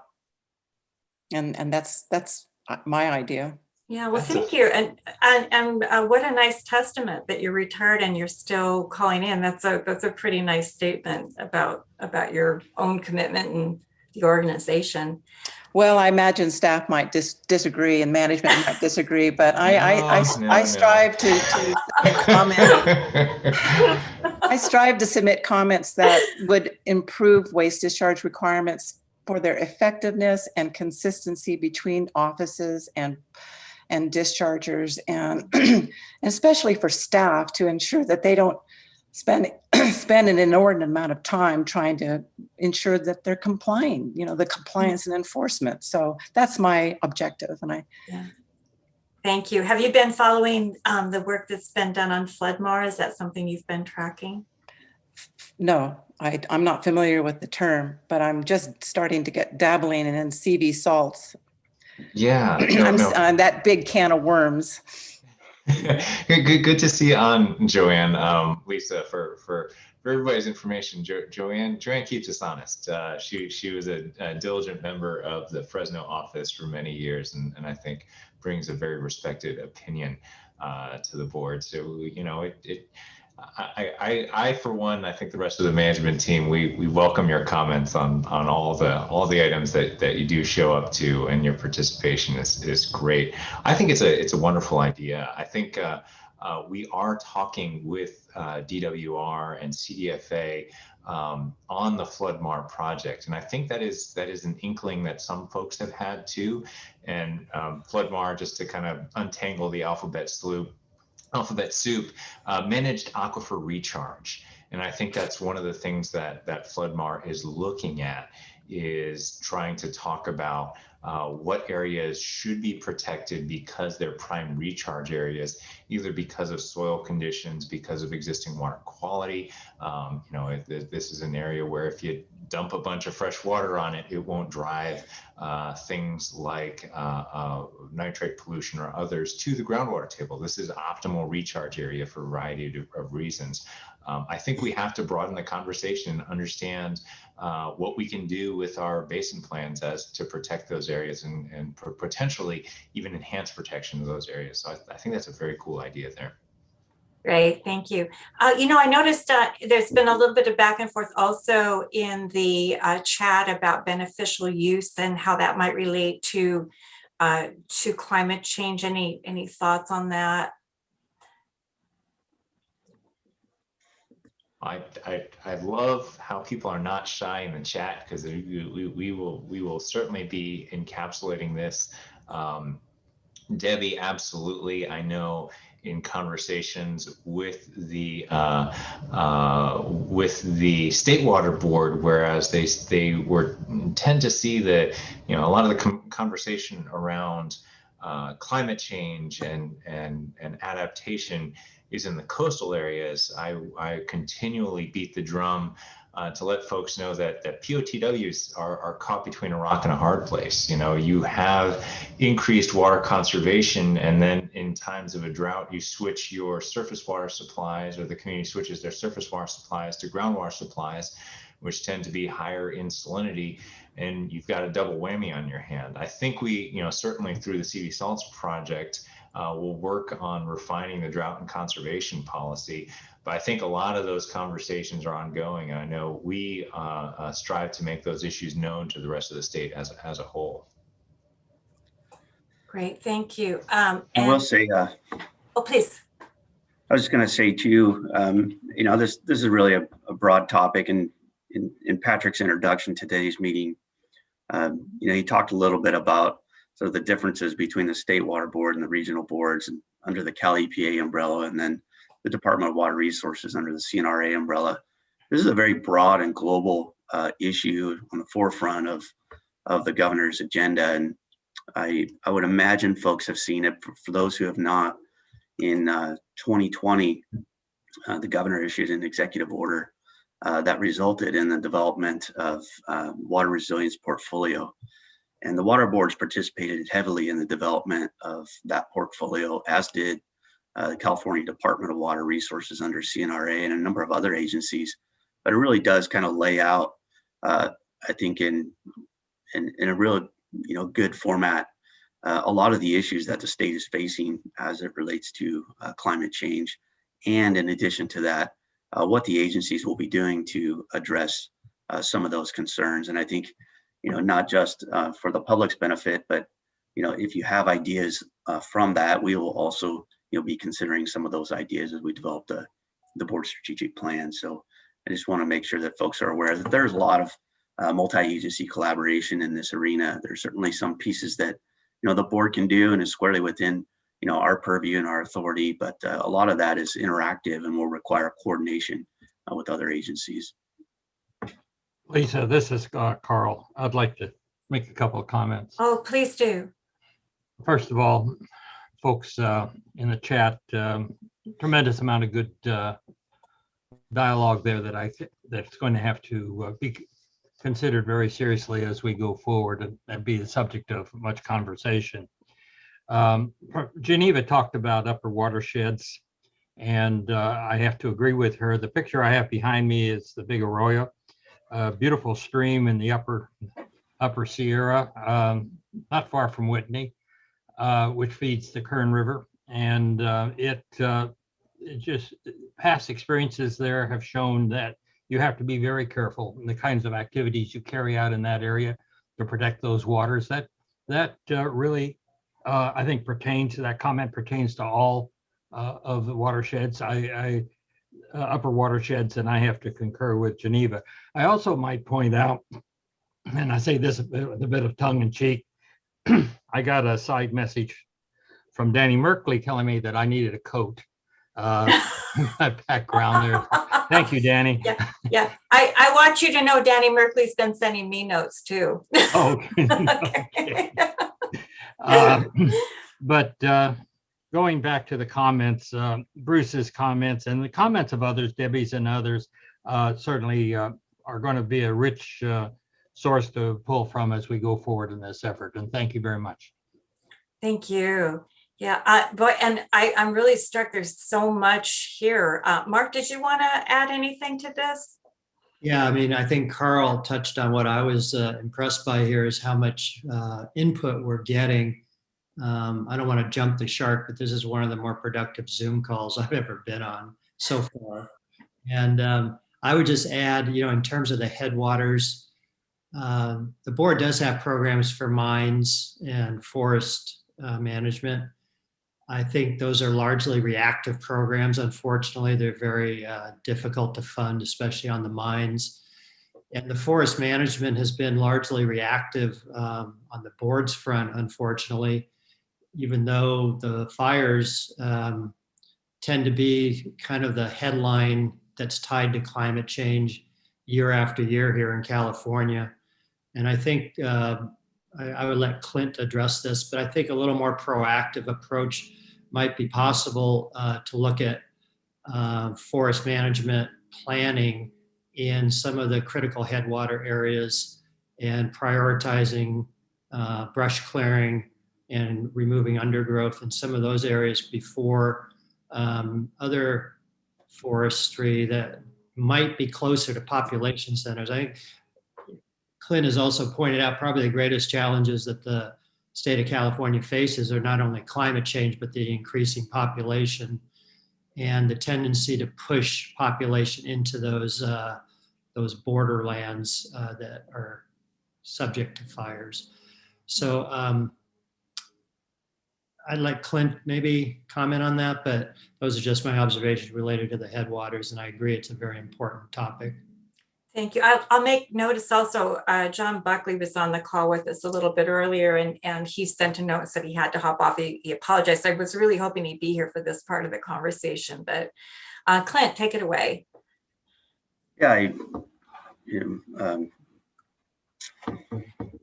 I hear you. There have been a lot of changes throughout the state in just the last year. And I think really gained a lot of steam since the 2018 wildfires with regard to forest health initiatives. Most recently, the water boards contributed to development of the governor's forest and wildfire resilience action plan. It's a very long list of very ambitious goals and objectives that get at both the proactive side and the reactive side of wildfire and veg management activity throughout California. We've been heavily engaged in that in the last couple of months, trying to develop a new water board strategy to engage with the other agencies as that particular plan begins to roll out. It's intended that that plan really kind of serve as the framework for the $1 billion that's being proposed in the governor's budget, as sort of that list of activities that begin to occur. Some of the activities that are goals that are outlined in that wildfire and forest resilience action plan are strategic in nature. Statewide forest restoration strategy. Strategies for federal lands. There are restoration strategies, things on that reactive side, and then on the proactive side, a whole bunch of grant funding, coordination, cooperation, and kind of tee up to proactive side of veg management. But I agree wholeheartedly with you. It's been a long time coming, and fortunately, it's taken some pretty catastrophic wildfires over the last couple of years, I think, to get the attention of a lot of people. That attention, I think, has culminated in a solid plan. And I think the agencies over the next few months and the next couple of years will be devoting a lot of resources to building out that plan so that we're more effective moving forward. To get to the headwaters piece in particular, Assembly Bill 2551, which was passed a couple of years ago, called for the CNRA and Cal EPA may engage in a couple of projects, one of which is to develop kind of a multi-benefit project and accompanying strategy that really gets at understanding the characteristics of our headwaters in terms of veg management. And then once we have that firm understanding, be able to develop a strategy that allows us to move in and better those conditions and to be able to maintain those conditions once they're bettered. A lot of the challenges we've had in the past is that there are grant funds to say conduct a thinning project, but once those grant funds are exhausted, there isn't necessarily a mechanism to continue to maintain that particular watershed in that sort of preferred state. And so a lot of what I think the Forest and Wildfire Resilience Action Plan, in addition to the project under 2551, really try to get at is not just understanding, but how do we go in and do the work, and then how do we maintain it in the long run. But I hear you wholeheartedly, and it's certainly something that we're pouring a lot of attention into as we speak. Yeah, thank you, Clint. That's great. Thank you. All right. Well, we've got a couple things that we need to do next. One of them is we're going to do something similar to baseball, which is to make sure we have a 7th inning stretch. I think right now in Zoom world, there's just a certain point when we all just need to stand up and stretch and maybe run and get a cup of coffee or something like that. So what I'm going to do is ask Jean and Bob to help me to, if you wouldn't mind putting up a 7-minute timer, so people would know how much longer it is, until the end of the break. Is that something that you're able to do, Bob and Jean? To put up a timer for us? Perhaps not a timer, but I think they can put up a "we'll be back at." We'll be back message. at. Yeah. Okay, perfect. I know you guys sometimes have a little clock thing that runs, but yeah. Why don't we do a? We will be back at. Let's go ahead and go with 10:42. And we really want you to take a break. We'll leave the chat open. If you, oh my gosh, a lot of really great stuff has been coming in. So we'll leave that chat open. But I'm going to encourage everybody to turn off their video, stand up, stretch, run and get a cup of coffee. And then we'll be back at 10:42. So we'll see you then.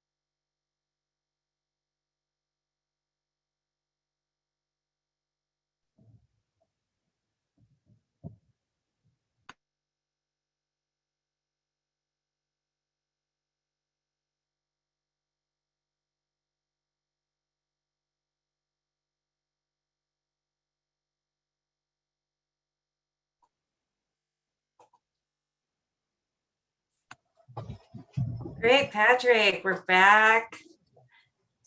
So some of my meetings, I actually make somebody get up and like do yoga sort of things, and you know.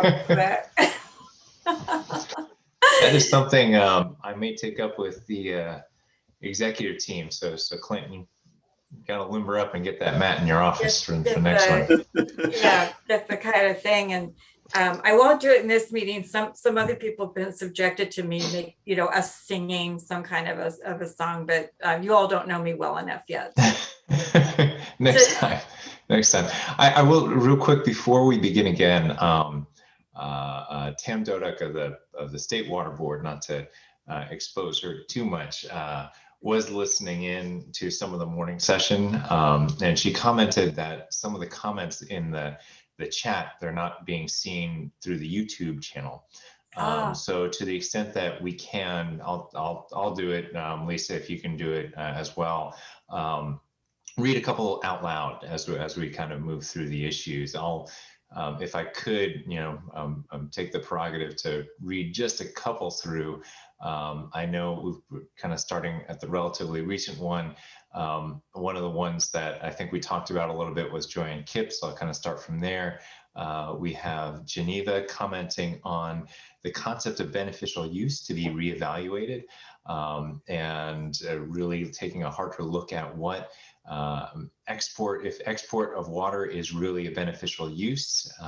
We have Bruce Haddishell talking about how the Sacramento Valley believes in multi-benefits to protect aquatic life, drinking water, and agricultural supply.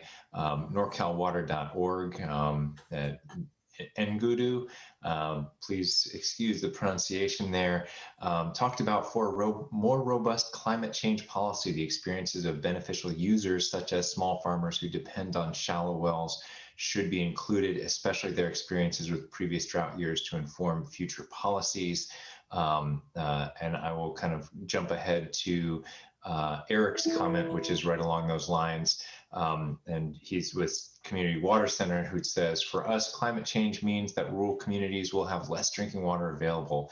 We are looking for ways to ensure communities have vital drinking water resources in the face of climate change and exacerbated drought. It would be ideal for the Central Valley Water Board and others to synchronize resources and responses to ensure efficiency. And I responded to that quickly, also letting folks know that what we're doing is we're working with the GSAs and with DWR that have primary responsibility over that, because my comment is water supply quickly turns into a water quality issue in times of scarcity. A couple more comments. Ellen Weir talks about the cutting the green tape efforts. CNRA has been providing a lot of resources to do that. I think sustainable conservation has been also kind of caught up in some of those efforts. Got a comment. I know I'm skipping a few. We will save this and reproduce it as an appendix to a report to the board either in April or in June. So everybody has an opportunity to see this, but this is just for the YouTube people out there today, letting you know what we've been talking about in the chat here. And certainly if you're interested, email RB5S-strategic plan, and we will give you the Zoom credentials even at this late stage if you want to kind of jump in and have some conversations on the chat. Lastly, don't be shy. Don't be shy. Don't be shy. Not that many of you are, but feel free to join in on that. And I also we saw a couple of comments also from Ryan Flaherty, who I believe is with Sustainable Conservation there too, talking about opportunity to drive more state funding for climate change.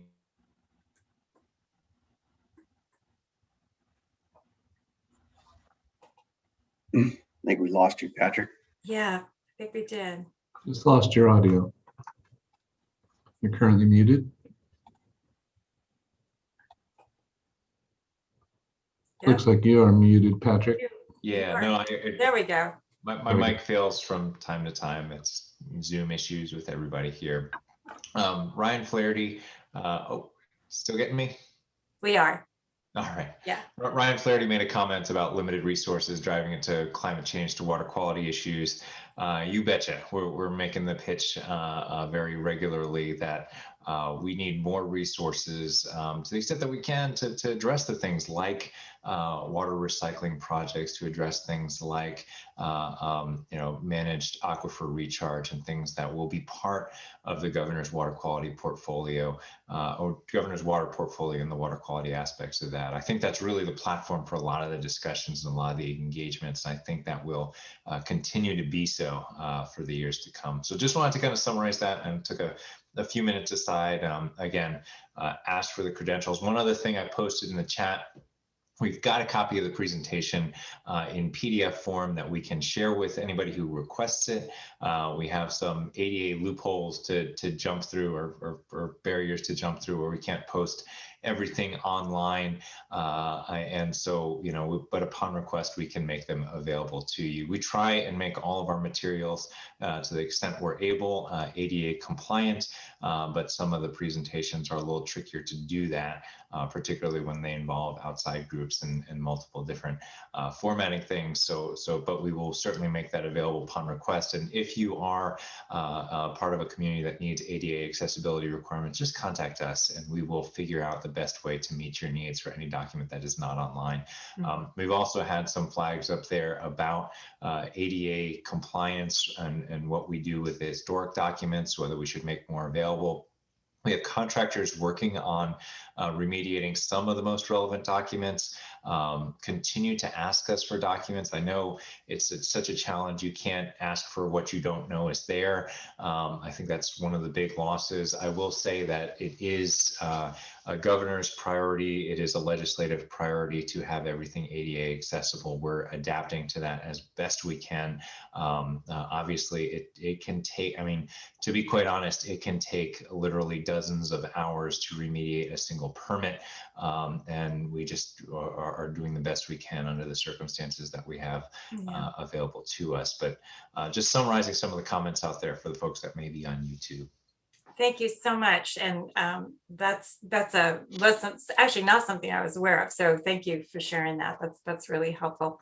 All right. Well, I think we're probably ready. I'll check in with Carl and Mark real quick if there's anything that you'd like to say before we launch into the second part. So what we're going to cover next is the cost of compliance and ways of addressing that. We're going to talk about rethinking approaches to special water quality concerns and homeless encampments, which was the topic that came up. And then the last topic is life post-COVID. What are people thinking about engagement? What kind of methods or approaches would you like to see going forward? So I'll just check with Mark and Mark, do you want to jump in real quick before we hop into the next round? I'm enjoying this. Just keep the ball rolling, I think. Okay, very good. Carl? My comment would be the same. I think the whole issue on climate change is one of the most difficult topics in the world, wherever you are, to try to get your arms around. And I think it's important that we continue to pursue this. Going back to CV salts just for a moment, thought's been on my mind. Some of the comments that have been made pertain to this. One of the alternatives on CV salts is to move that up to 7 million tons of salt a year that come into this valley out to the sea in a brine stream. That's an awful lot of water. And when we talk about water reclamation, that water is oftentimes of a better quality than the water we're desaling at some of the water treatment plants on the coast. So I think we have to look in the years coming ahead on how we can be much better at reclaiming water from the wastewaters that we have and putting them to good use in this valley. Doing that economically is the real challenge, but I happen to work primarily today in the research area of how to reclaim those waters, and I know that a lot of exciting things are on the horizon. We just have to persevere. Thank you. Thank you. Yeah, and I know it was Heidi brought a little bit of that in her earlier comments. I think we're ready to go to the next topic. And I know we've got Jonathan in queue. So Jonathan, why don't you hop in and introduce us to the next topic? Absolutely. Morning, everyone. I'm Jonathan Muir, I'm an engineering geologist in the Rancho Cordova office. Topic 4 is considering the cost of compliance, strategic options, and methods for addressing costs. Next slide, please. So within the survey, we received several comments regarding cost of compliance and the need for it to hopefully come down, specifically from small landowners and businesses. Of the 326 respondents, 55% rated working to reduce the cost of compliance for permittees as a high or essential priority. Sorting through the data, if you weed out our internal responses from external stakeholders, that was the #1 priority with 77.5% of permittees. Next slide, please. Brings us directly into our cost questions, to which I'll pass it back to Lisa.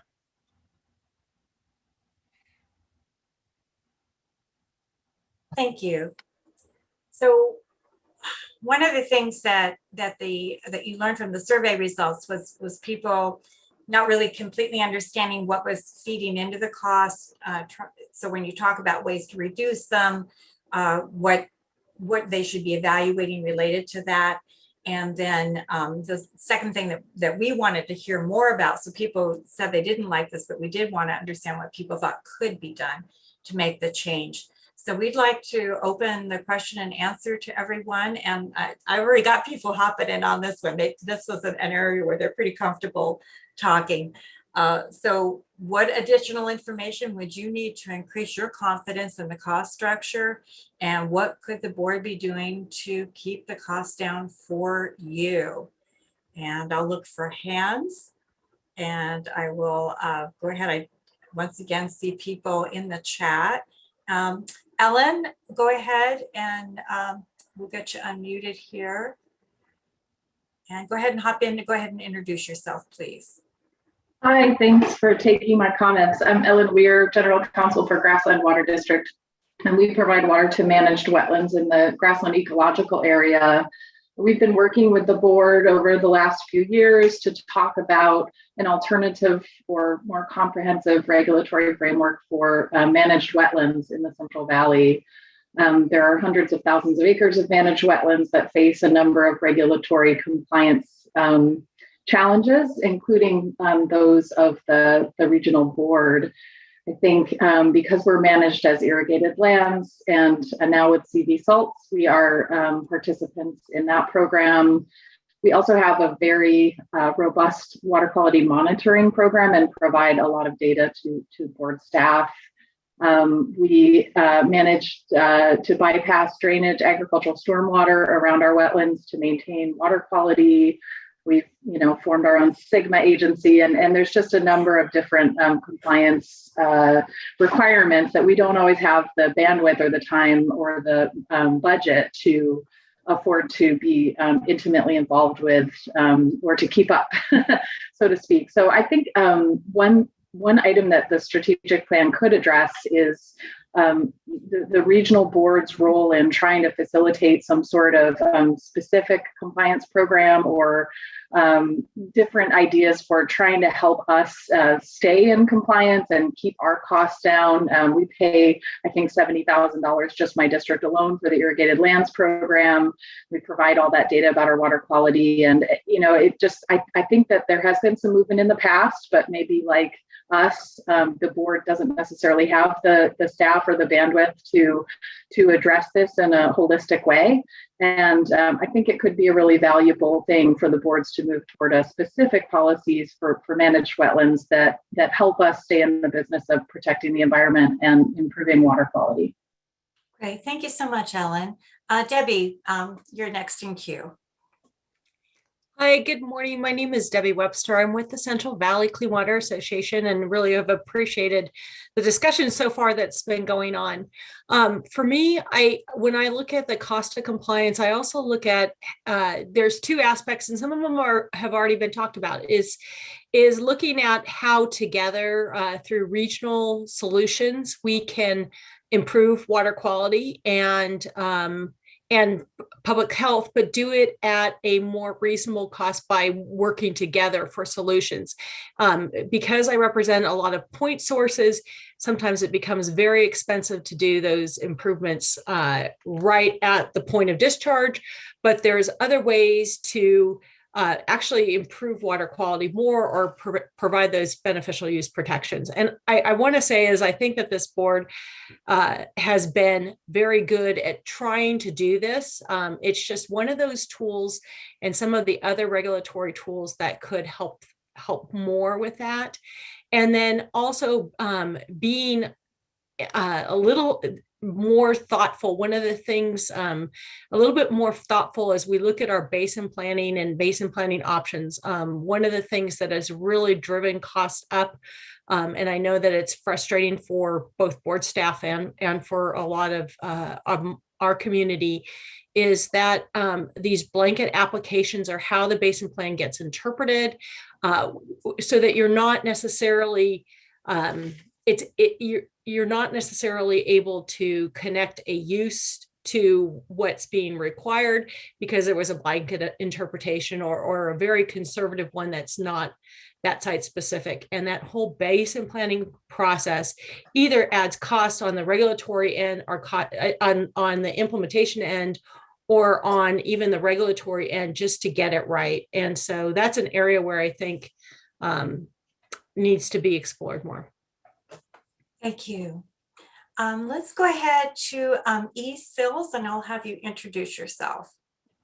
Yeah, my name is Ed Sills. I farm in Sutter County. I've been president of the Placer, Nevada, South Sutter, North Sacramento subwatershed for a number of years. And my comments on cost are primarily general.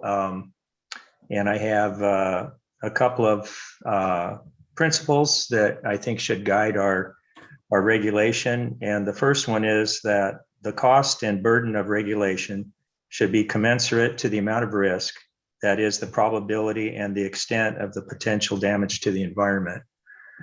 So I think that's, I think one of the problems with regulation is that takes, you might say, to manage that principle, it takes maybe more time and effort by the regulators. The second general principle would be that the proposed regulation should have minimal negative consequences. And one of those negative consequences in our area was that small growers, a lot of them quit farming due to the cost and time burden associated with the regulations. And we had quite a few of those in Placer County. So that's an issue that might be addressed by some kind of minimum acreage or some other mechanism. And, you know, the other thing, these unintended consequences, you know, regulation in some cases generally causes many small businesses to quit or fail due to insufficient returns over investment created by those regulatory costs, while larger entities and corporations can afford to pay for those. And this is counterproductive to a fair and productive free market where consumers have many choices among a diverse set of producers. So, you know, in the case of farmers and agricultural producers, looking historically, the number of farmers has decreased drastically over the last 100 years probably, and it continues to do so for many reasons. But we don't want the government regulation to exacerbate that trend. And thirdly, if we can fine tune the regulations to the risk, as I started to talk about in first. For example, the northern Sacramento Valley is much different than the San Joaquin Valley. The hydrology, geology, amount of rain, and snow received annually make it a much different environment. So that the risk of many of the problems we are addressing, such as salinity, nitrogen leaching into the groundwater, and overdrafting, are much less occurring in the northern Sacramento Valley than occur in the southern San Joaquin. And lastly, I wonder about the effect that we presently work in a political environment in which competing sides have, you might say, completely different worldviews. And does that inhibit our ability to solve these problems? This is not necessarily showing itself in the board or the staff, but is the larger population putting pressures where it inhibits our ability to have solutions? So what can we do to make sure that this is minimized? I think is to we make sure that we are all listening to each other, that we have mutual respect for each other's point of view, and we see goodwill on each other's part as a default condition. So those are my comments. Thank you. Thank you, Ed. It sounds like maybe you've jotted a few of those things down to help you organize your thinking. Is that right? Yes, that's correct. Yeah, would you mind putting that in the chat also? Sure. That was I could tell that was such a thoughtful response. I wanted to honor what Patrick mentioned about the folks that are monitoring online with us on YouTube. Megan is helping me. She's the online facilitator. So Megan, would you mind just doing a real quick summary of what you're seeing in the chat? And then I want to go to Heidi next. I'll also let the group know I'm letting this item run over a little bit. This is clearly a priority to the group. I'll steal a little bit of time from some of the other two items to do that. So Megan, go ahead and take it away. Sure. So I'm going to go ahead and summarize some of the comments. If I missed an important piece, please feel free to add that in. But we are seeing some comments about how the cost of compliance is also just, it's a large factor that takes into consideration that time that people invest as well. It's not just dollars paid.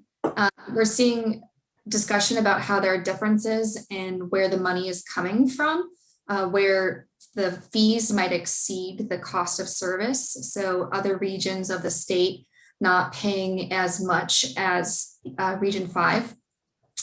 And then also discussion about how to prioritize programs and resources. And that becomes more difficult when there are more evolving issues which add to costs, like CECs, which I'm not sure what that acronym stands for. So Karen, if you want to jump in what that is, but then also just discussing also de minimis users and what priority they have as well. So I think that captures the comments that we've seen thus far. Thank you. Constituents of emerging concern. I think that's always a hazard of being a water person. We don't actually speak regular language, so we have to watch that. Heidi, hop in.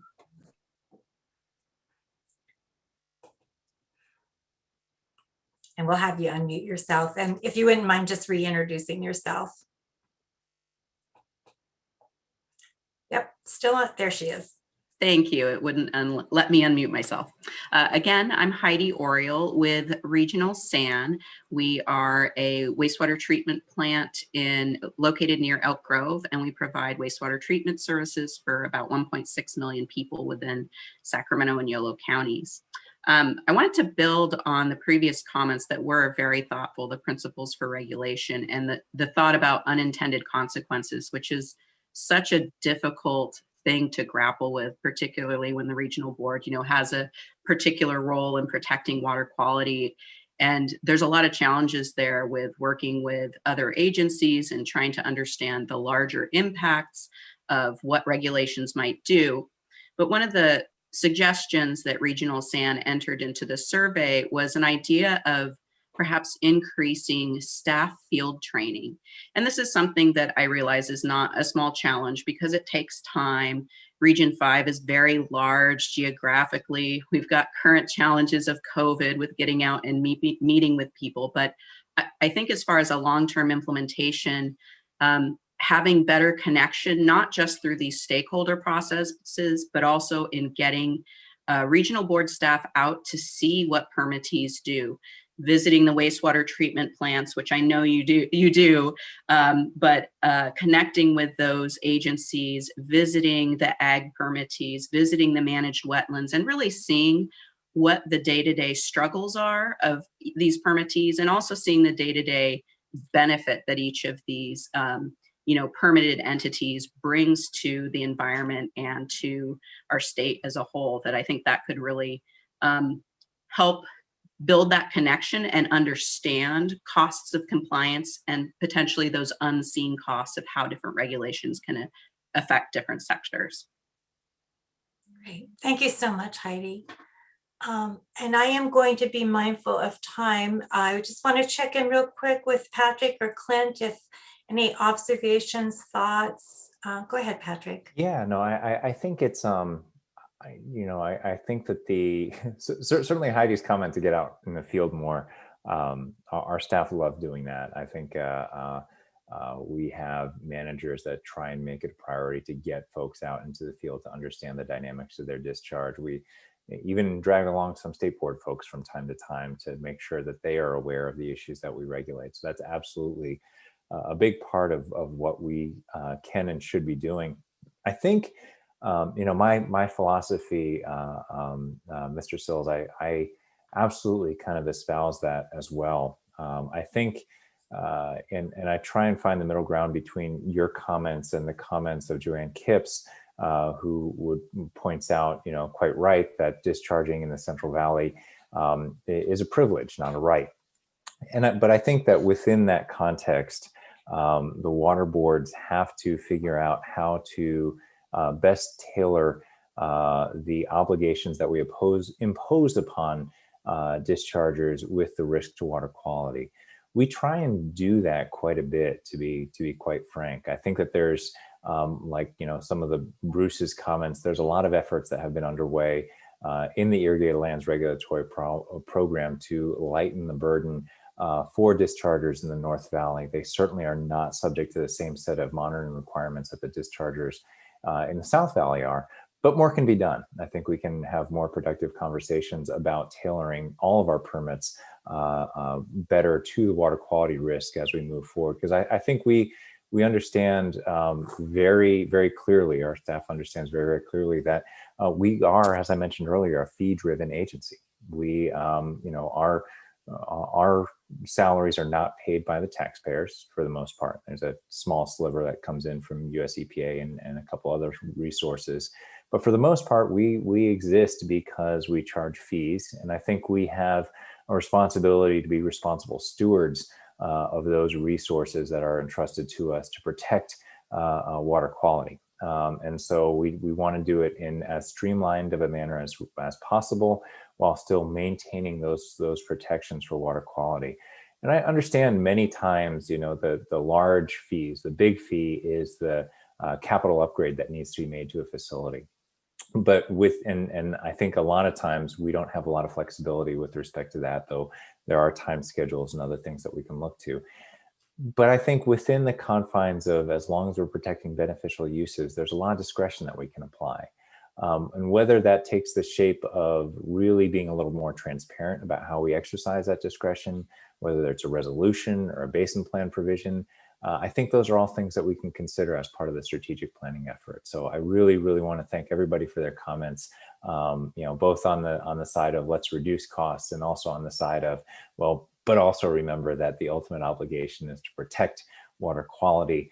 I would note that the way that the board reframed its strategic vision, its mission statement, wants to take into account a multi-generational perspective on things. I've heard environmental justice used a lot. I've heard equitable justice used a lot.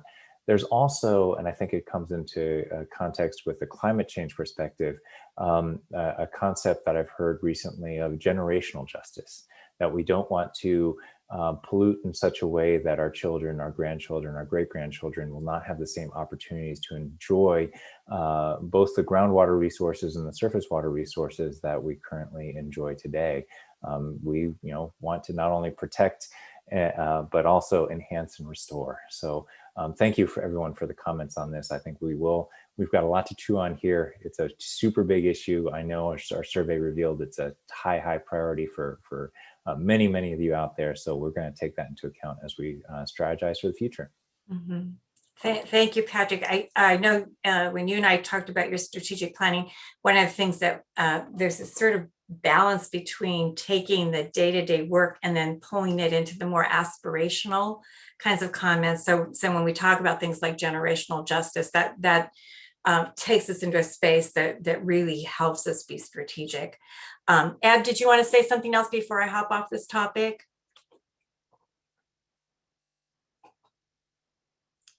He's got his hand up, so. Yes, can you hear me now? We can, thank you. Yeah, I was trying to put in my thoughts on the chat, and my chat is disabled. So I didn't know how to fix that. Okay, well, we'll get you some info then, and there's an email too. Maybe we can drop that in the chat again. So there we go. There we go. I'm good now. Okay, Great. thanks very much, and I appreciate it, Patrick, what you said. Thank you for your comments. Great, thank you. Jonathan, do you want to take us to the next topic? We'll go ahead and switch slides. Yeah, absolutely. All right, welcome to topic 5, everyone. This is rethinking approaches to special water quality concerns, homeless encampments, and the goal of zero trash. Next slide, please. So within the survey, we had approximately 90% of respondents state that allocating more resources to address water quality concerns related to homeless encampments was a medium to essential priority. This is actually a photograph of a project area that we were involved in. Next slide, please. I apologize, by the way, I'm in a construction zone right now. If you hear hammering, there's construction happening right outside my window. At any rate, so where our authority lies with homeless encampments, there are a couple of avenues that we have to levers we can pull to address this issue. One is the multiple separate storm sewer system permit. Those of you that are familiar with it would know it as the MS4 permit. We have some enforcement levers, cleanup orders to property owners and managers that we can work with, and then collaborative efforts that we've been involved with. And one of those is the Steelhead Creek cleanup. You saw that pictured above. There were several other agencies that we collaborated with for that: the American River Flood Control Agency, the local reclamation district, the Sacramento County Sheriff's Office. And that project removed 120,000 pounds of trash from that waterway. But at the end of the day, there is limited leverage that we can apply, limited funding that we have for this particular issue. Next slide, please. So as far as the homeless issue and our role, I'll throw it back to Lisa again for some guided discussion. Yeah, thank you. And I'll go ahead, if everyone remembers back in the beginning, Patrick put up that slide with the organizational alphabet pea soup.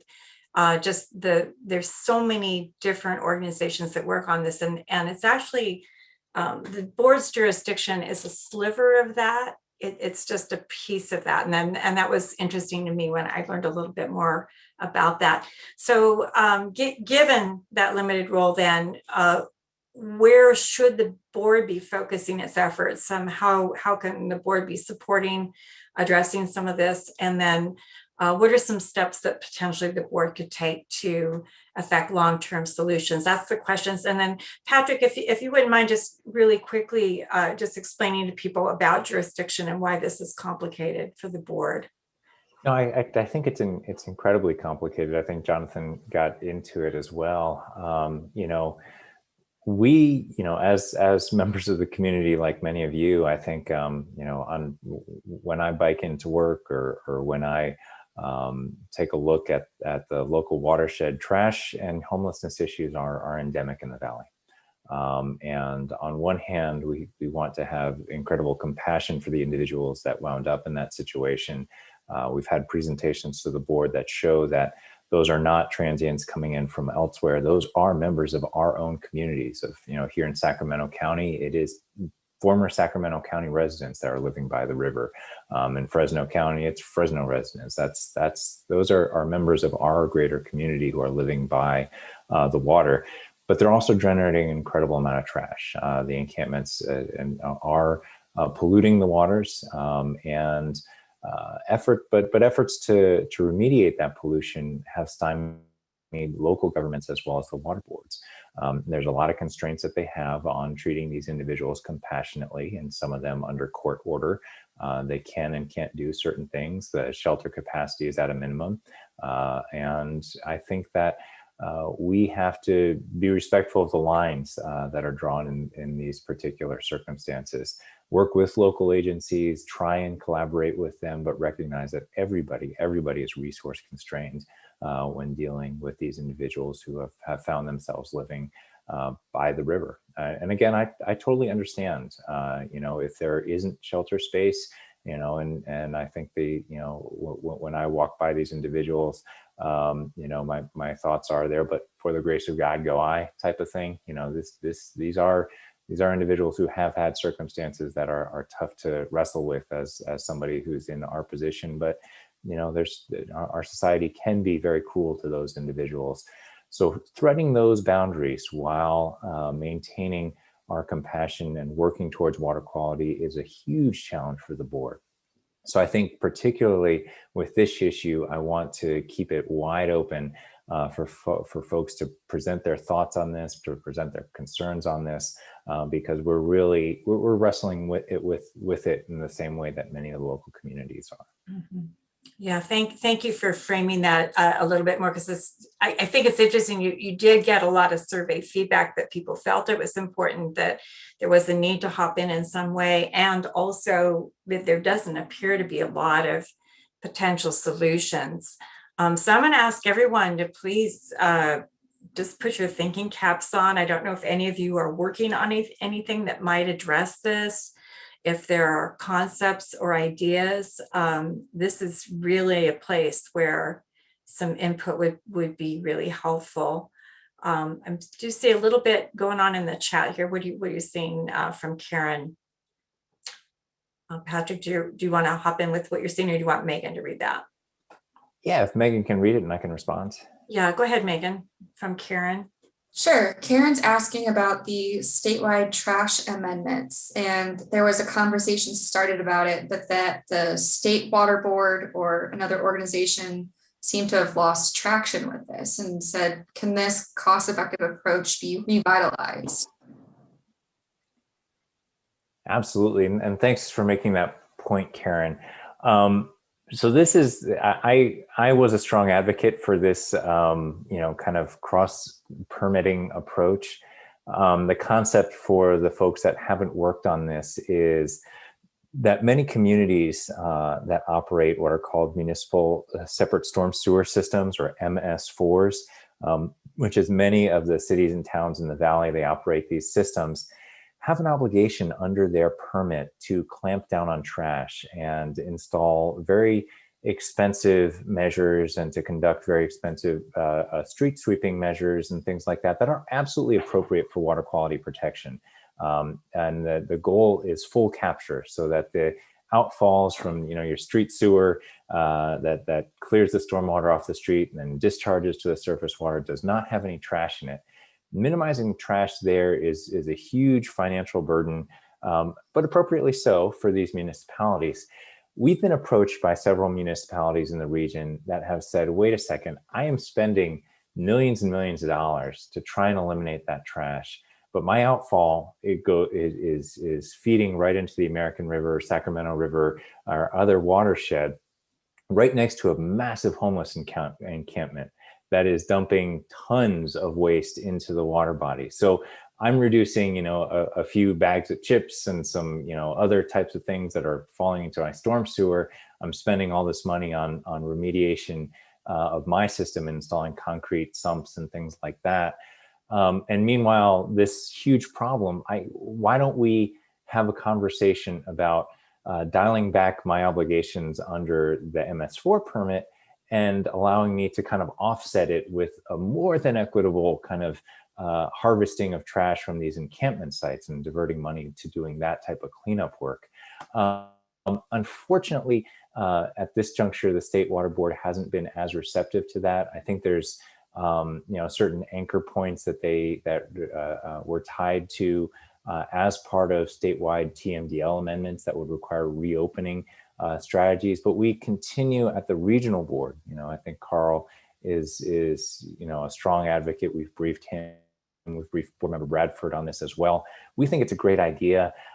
It's run into a bit of a risk and a bit of a challenge in getting this done at the State Water Board level.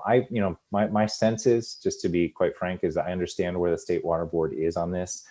They made these commitments, and they made some of these commitments to many people as to how their policy would look. I think if this idea was introduced back when those trash amendments were being considered, it would absolutely be something that would be included in the policy. But at this stage, it would require a revision of the policy, is the answer that we've been getting to move that forward. So I certainly, support efforts to lobby the State Board to free that up if that's an interest to you. But just recognize, if it was my agency and we had adopted a TMDL and spent a huge amount of resources and time, reopening it would be a challenge. That'd be a challenge in any respect. So, but the more we can present these type of fact situations to decision makers that govern that policy at the State Board, maybe it can get some traction. It's a great idea. It's one that's very complicated to execute. But it's a whole host of issues that we'd like to see happen. We'll see.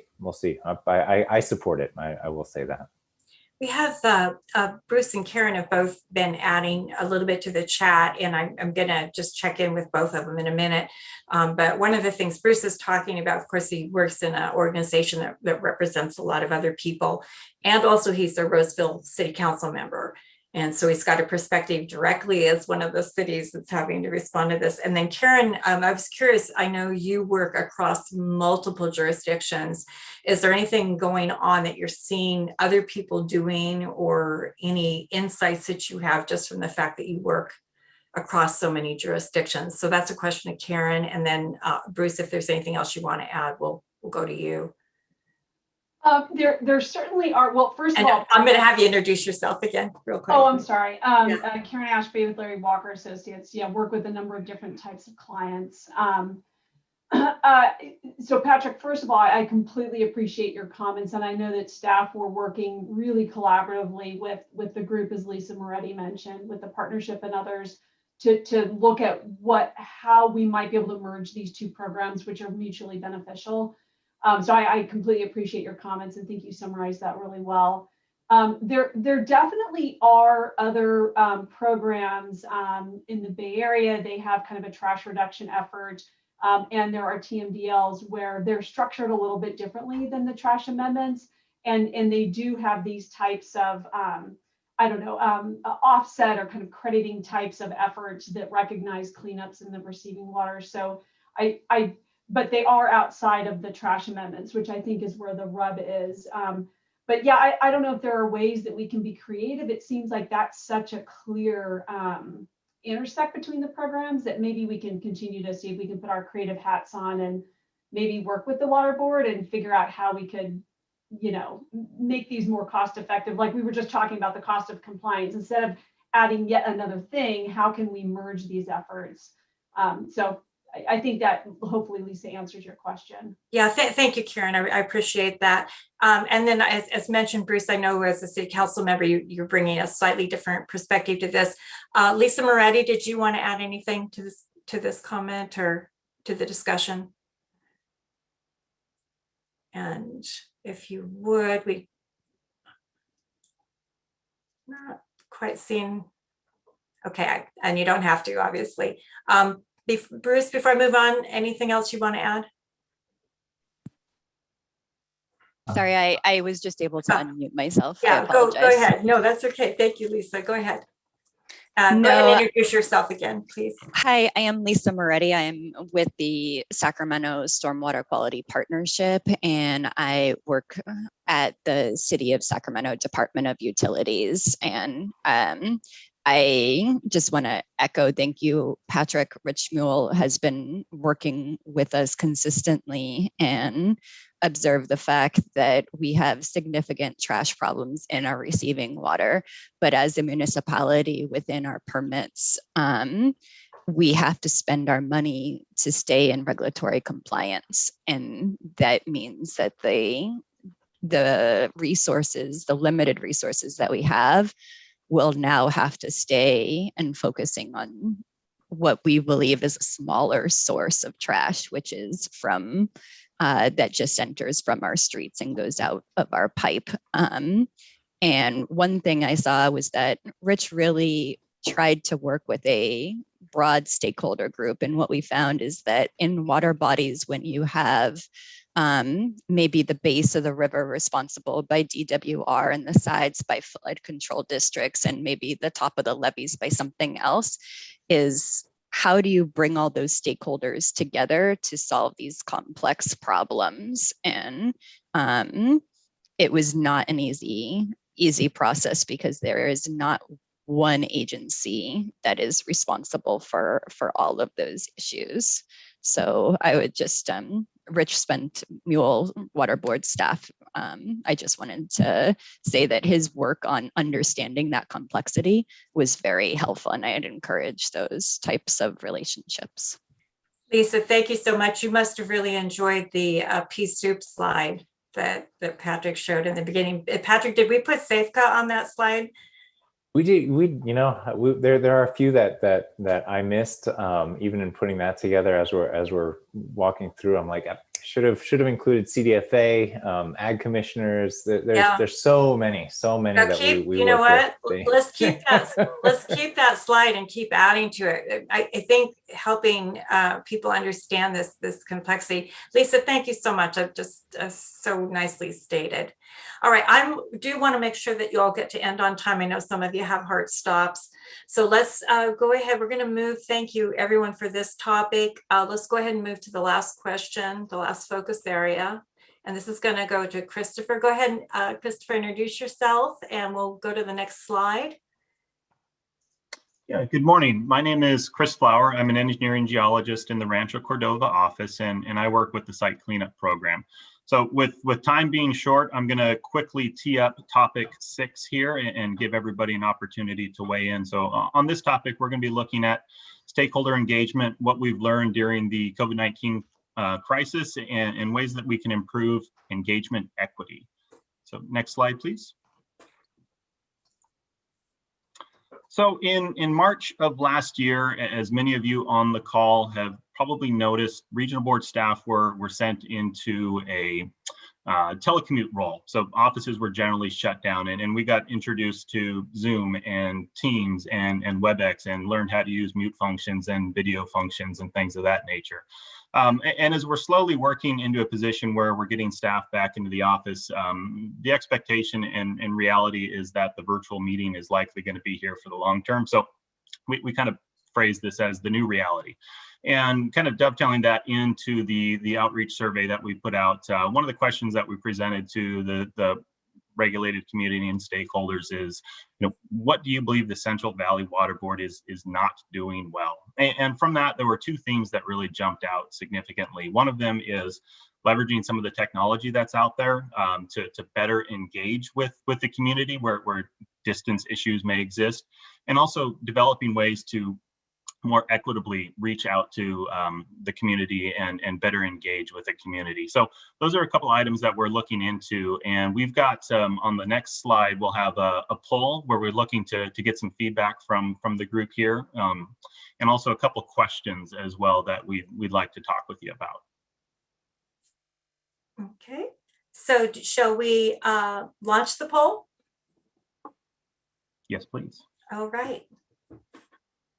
So have you interacted more with the board over the past year?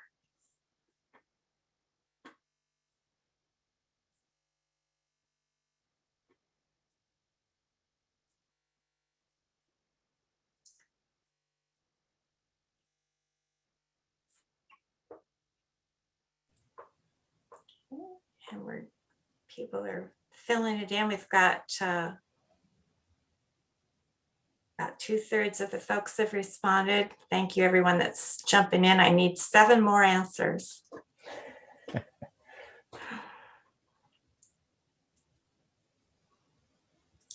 And theoretically, this is something everyone should know the answer to. This is an easy question, people. Maybe they feel like they're voting someone off an island. I know. We should have had a question like that, Clint. We could have asked who they wanted to vote off the island. We probably would have gotten some good answers on that one. All right, I think we can probably just pull this up. And here's what people said. So about the same, and the reason for this question, Chris, you want to explain a little bit about the reason for the question? Yeah, so the driver behind the question was, as I noted, the board staff have been more engaged with some of these virtual platforms. And what we were trying to figure out is was that change something that made getting into contact or interacting with the board an easier process? You know, while we are a little more fluid in Teams, we know that other groups are more fluid in WebEx or some other program. So while we're not all using the exact same platform, we do have various platforms available. And with the rest of the community likely doing similar virtual get-togethers as we are, we're just trying to get a sense of whether or not that changed your engagement with board staff. And based on this, it looks like things generally were about the same. So maybe that was or wasn't beneficial, or maybe there wasn't a need to engage more often. But that was the driver behind that question, is just trying to get a sense of whether or not those other options made it more feasible for people to engage board staff. Yeah. And something that we've heard so far, and I just posed this to the group. So once this ends, there's sort of a general theory that now that more of these tools are available, people actually, it's going to be easier to get to meetings. Certain communities can access these meetings a little bit easier with the travel not being there as a barrier. For example, we have someone on the line with us right now from, near Shasta, which that would have been quite a burden to drive to Sacramento for a meeting. So that there's a little bit about how much of this should they keep, how much of a hybrid.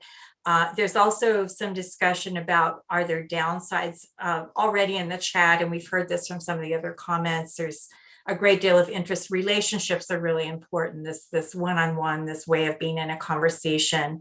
So that's what this is all about. We're just looking for some feedback and trying to find out the tools that you'd like the board to keep after the COVID crisis. Do you want to go ahead and continue to have more online meetings? Are there downsides to the board shift to the meetings? Once again, hearing that people are concerned about not having the relationships that they might have had before.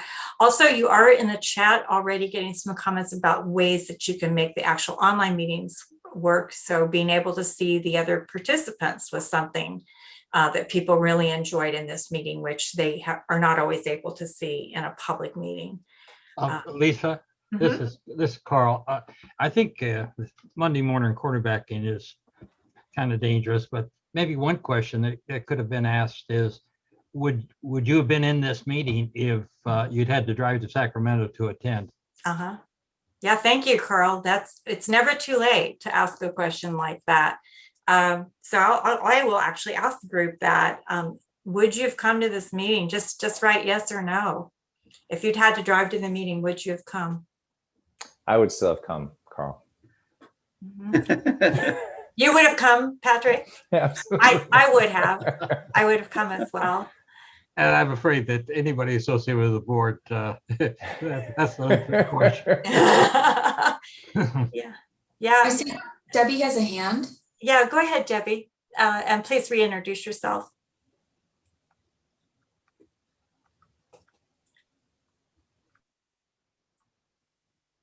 Thanks. Sorry, that took a little bit for the Zoom for us to get there. Oh, and there goes my computer. So, so my answer would have been yes, I was there.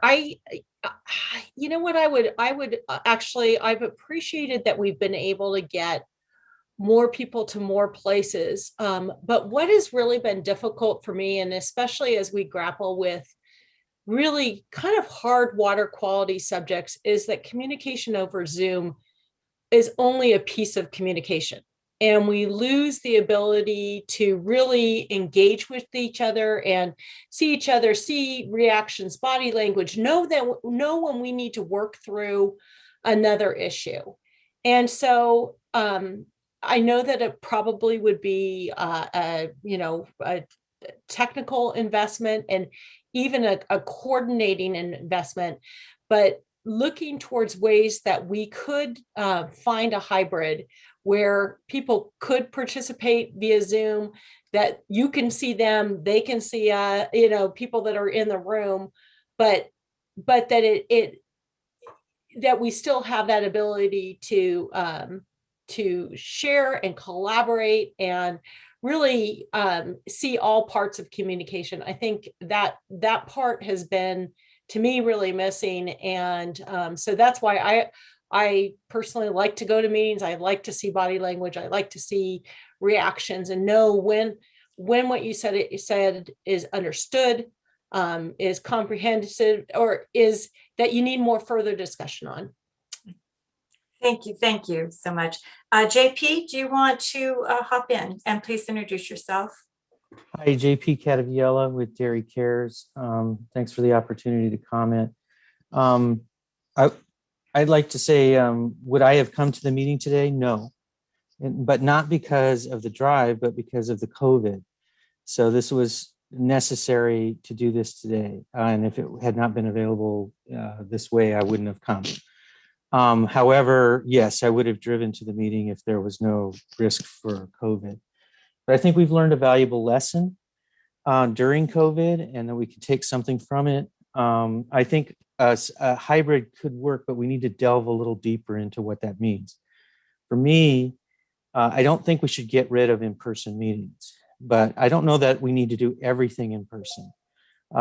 There's a benefit to an in-person meeting. There's also benefits in terms of convenience and access for video meetings. So I think maybe some way where we can alternate those types of meetings, or offer that. The comment was made before, think about the differences between what that means. There's oftentimes these days, if you want to comment during a meeting, you must register in advance. And you don't even know if you're going to want to comment during that meeting. So it's something you kind of have to really plan ahead for. There's a lot of in-person meetings I've gone to where I had no plan to comment, but then something came up, maybe in a executive officer's report or something like that, where I felt the need to comment. And so thinking about those types of issues, I think is important. And then finally, one type of hybrid meeting that we have not yet mastered in our society is that meeting where there are some people involved in person, and some are either phoning in or videoing in. Mm-hmm. This is often not done well, and the people who are videoing in do not have the same level of access as the people who are in the room. And so then a lot of people like me would just go ahead and drive to the meeting, because you're not going to really get meaningful access. Whereas if it were a video meeting only, you would get the meaningful access, which is sort of ironic.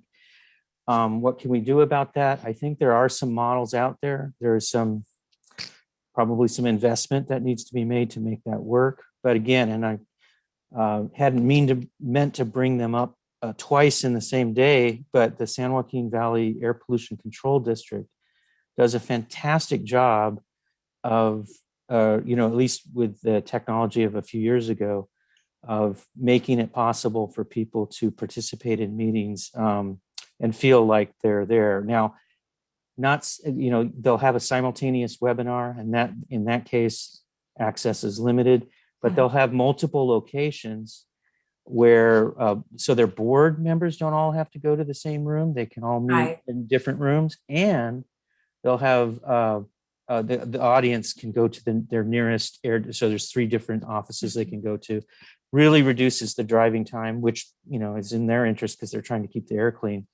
Right. But I think we all want that. Anyway, I've gone on long enough, but I think there's a model there of that. That's an agency that not only does its job, but also is really good at engaging with the public about doing the job and hearing from the public and using tools that make it easier to talk to them. So, JP, thank you. Those are great ideas. Carl, go ahead. Yes, JP, this is Carl. Thank you for, I think, great insight, and particularly talking about the Air District.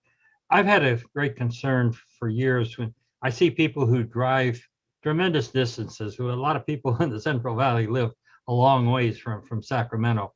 And not all of them can get off from work for the full day to come to Sacramento and stay there 3 minutes and then return home. I've always thought that we needed a better way of operating so that we could give these people the opportunity to make their very important points in front of the board.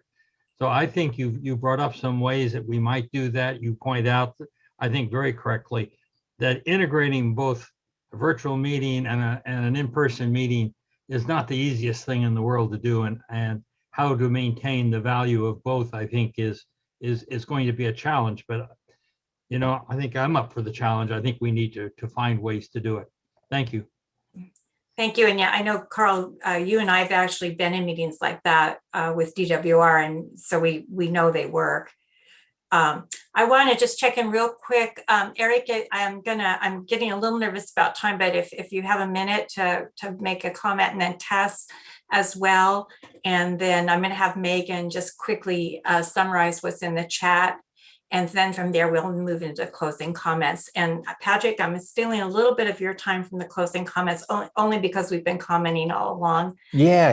No, I was about to comment. So, I think we can do the wrap up pretty quickly. So I want to just, I think we've got some great input so far. Eric, go ahead, take it away. Thank you, Lisa. Yeah, I think a lot of the comments that are being made are great in terms of improving engagement during this, troubling times. I think that the poll really does a good job of demonstrating that, for folks, engagement looks a lot different, and whatever is accessible to them should be a diverse amount of options. I think that one that is really one we can look at is the state legislature. Despite them doing remote,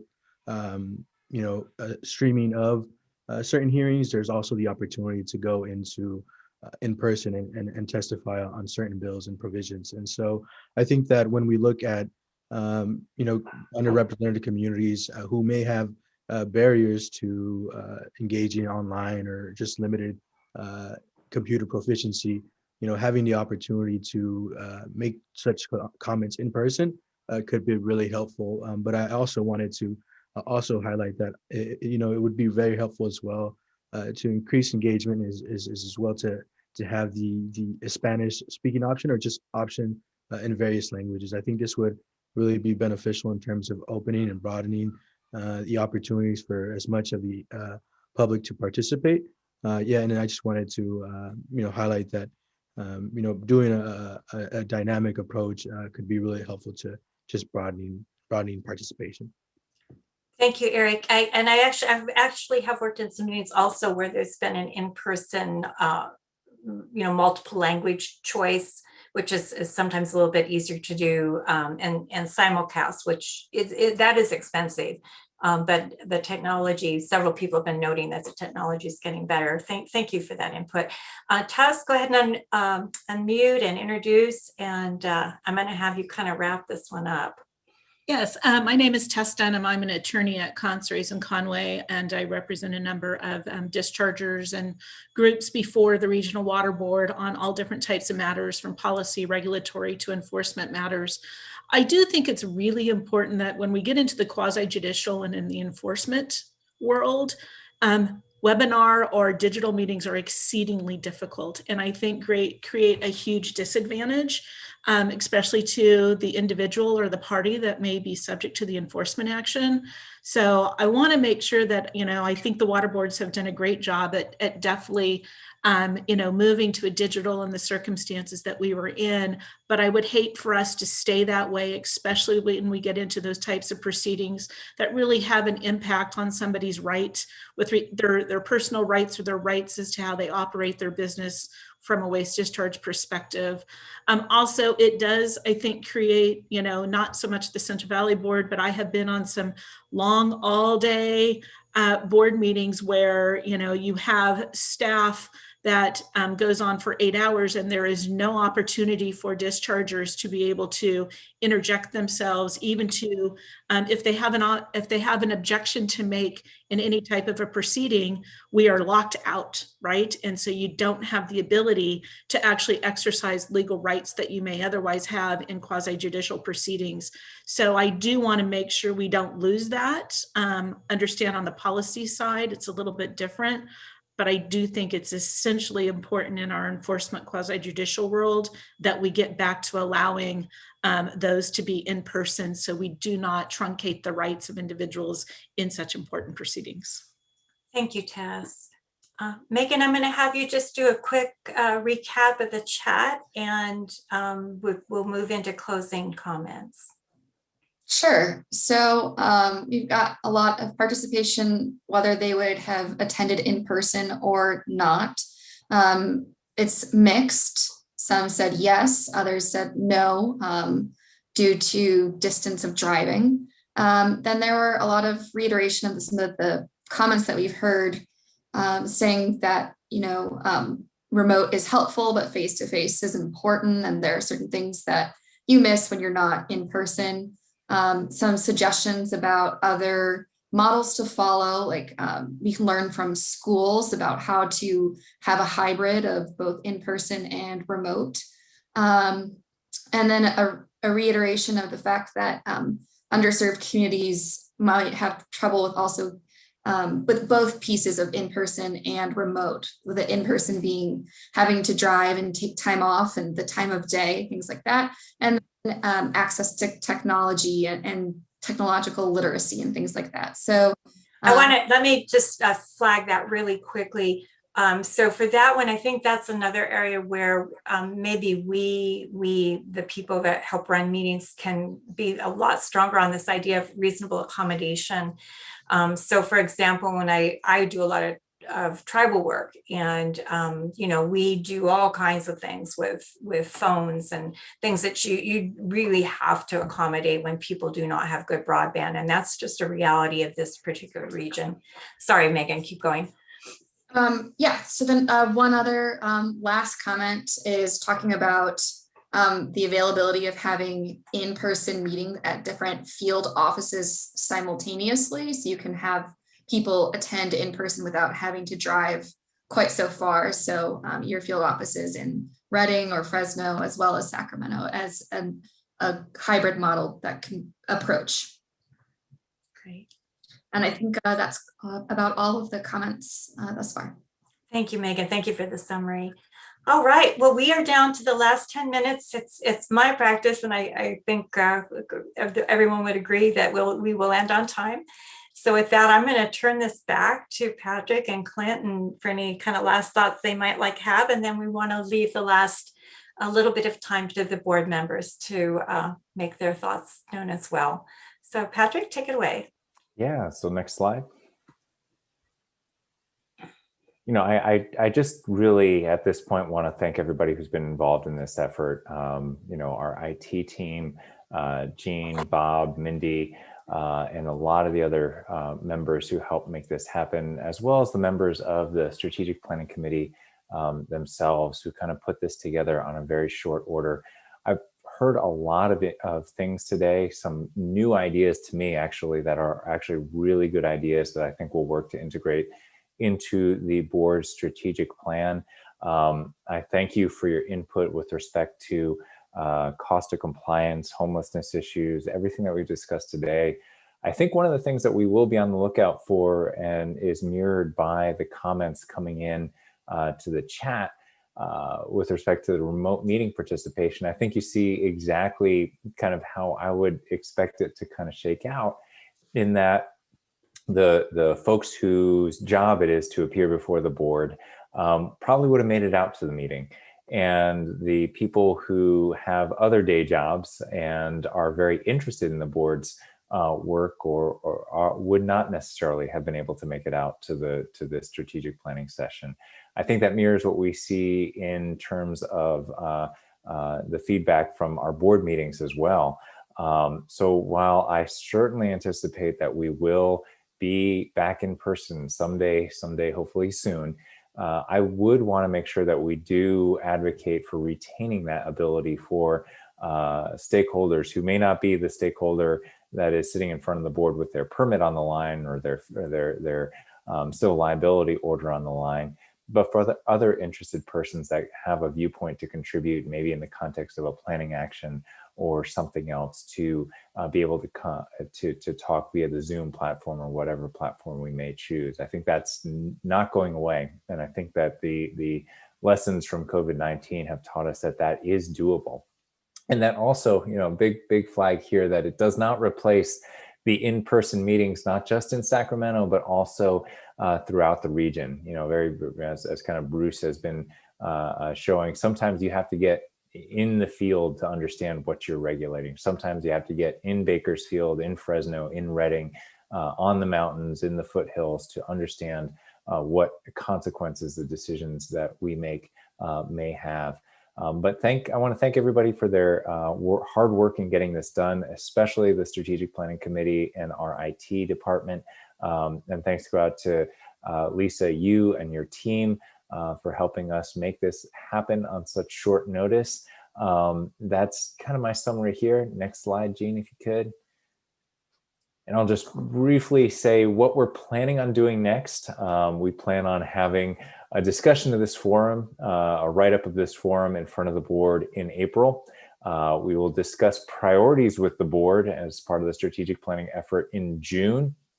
The Strategic Planning Committee and myself will be working to draft the strategic plan itself over the summer and hopefully have it in front of the board for adoption in August of 2021. So thanks everybody for hanging in there, for continuing to work on this effort through the pandemic. And I think that about wraps it up for me. Tess is commenting, yes, we will be, like everything else, we will be putting out drafts of the strategic plan before we finally adopt it, before the board adopts it. So that's what our goal is. We're working pretty hard to kind of put these pieces together to have something for the board in August. With that, I will turn it over to Board Chair Carl Longley and Mark Bradford for closing statements. I'm going to interrupt for just a second. I just want to note, Clint, this has been a labor of love for you. As I wanted to just take a minute and just say this was like your baby coming into this. So any thoughts before we jump to Carl? No, I mirror everything Patrick said, and certainly defer my time to Chair Longley and Board Member Bradford. That's great. And then I also want to acknowledge Danny Merkley making a comment about driving on 99. And I want to say that I miss getting pea soup. And so with that, then I'm going to send this to Carl. Carl and Mark, take it away. Yes, Mark, do you have any ending comments? There we go. Yeah, I guess I really appreciate everybody's input. And as I said earlier, this is definitely one of the more productive Zoom meetings I've been on, and that is saying something. But it seems to me that there's just no shortage of issues that this board needs to address. So over and over in the board meetings, it always astounds me how many programs we have and how many experts there are on both sides of the table discussing these issues. I mean, today we only discussed 6 of the priorities that came through on the survey, and we've chewed up all our time easily. It seems like busy people always tend to deal with what's in front of them first, which is sort of a tactical approach to life. I know that's true with me. And I think this discussion today just emphasizes how important it is to have a strategic plan that we can go back to on a regular basis and just try to maintain our focus. Some of these issues on cost management versus fee-based regulatory agencies are a real ongoing issue. And I know Patrick wrestles with it every day. I'm also sensitive to the comment that Danny Markley made, indicating that San Luis Obispo study, which documented the cost of compliance going from $100 an acre to $900 an acre over the past several years. So those are big issues, and nobody wants to see small farmers driven out of the market, obviously, but that's something that is going to require some triage, I think, on the board's part. And it's complicated again by the bureaucracy. People have mentioned the alphabet soup. There's just so many agencies involved in every one of these issues. You could fill up a binder, I think. And finally, I would just say on the meeting front, this meeting has been more productive than some of our in-person meetings, frankly, because we've gotten more input. I like the chat feature. Obviously has some drawbacks, but as we come out of COVID, I hope some hybrid approach will be pursued. And the most valuable meetings I've had have probably been in the field, honestly. We've done field trips to dairies and mines, managed wetlands, and I've learned more on those trips than I have reading through briefing papers. So anyway, thanks to, I want to thank the committee members and Patrick and Clint for spearheading this on the board side, and Lisa and the Stantec folks for facilitating. It's been a great meeting. Thank you. Thank you, Mark. There's not much left for me to say after Patrick and Mark and Clint. I'd like also to compliment staff on putting this together. Lisa for her unbelievable ability to keep things moving and hitting high points. And certainly I'd like to thank the participants in the day's meeting. This is not like the last experience I had. We have received tremendous valuable input. To begin to comment on it at this point would take another 3-4 hours, so I'm not going to go there. Except the last one. I think that it's going to be very difficult to sort out how we hold our meetings in the future. This has been, as Mark pointed out, a very invaluable experience that we probably would not, or a very valuable experience that we would not have had if it had been in Sacramento. So I think that, and also the trips that we have taken to facilities, either individually or together as a group, I think allow you to better see what's going on on the discharger end, or in the issues that are being faced by disadvantaged communities. All of those and many others help us as we go forward in making policy, interpreting policy, working as regulators in this very difficult world that we live in. With that, I'm looking forward to further discussion on the comments that have been made, and I encourage you to, as you think about the day's meeting, to submit your emails, letters, and so forth prior to us getting together again and continue to pursue this very important effort that we're on to put together a strategic plan that truly addresses our concerns. And I might point out that really what this effort has become is more than a piece of a document, a written document. It is a mechanism for dialogue that I think has turned out to be extremely important. And it's that dialogue really which is at the heart of arriving at what we want to arrive at. Thank you very much. Thank you very much. All righty. Well, I think I'm going to pretend that it's exactly noon. And so who is in charge of closing this up? Is that Bob and Eugene that do that? Yeah, I would. This is Bob. All right. Well, thank you, Spread the word. everybody. Let's give the staff a hand if you wouldn't mind. What a wonderful work everyone did. Thank you so much, and hopefully talk to you soon. So with that, we'll head on out. Thank you.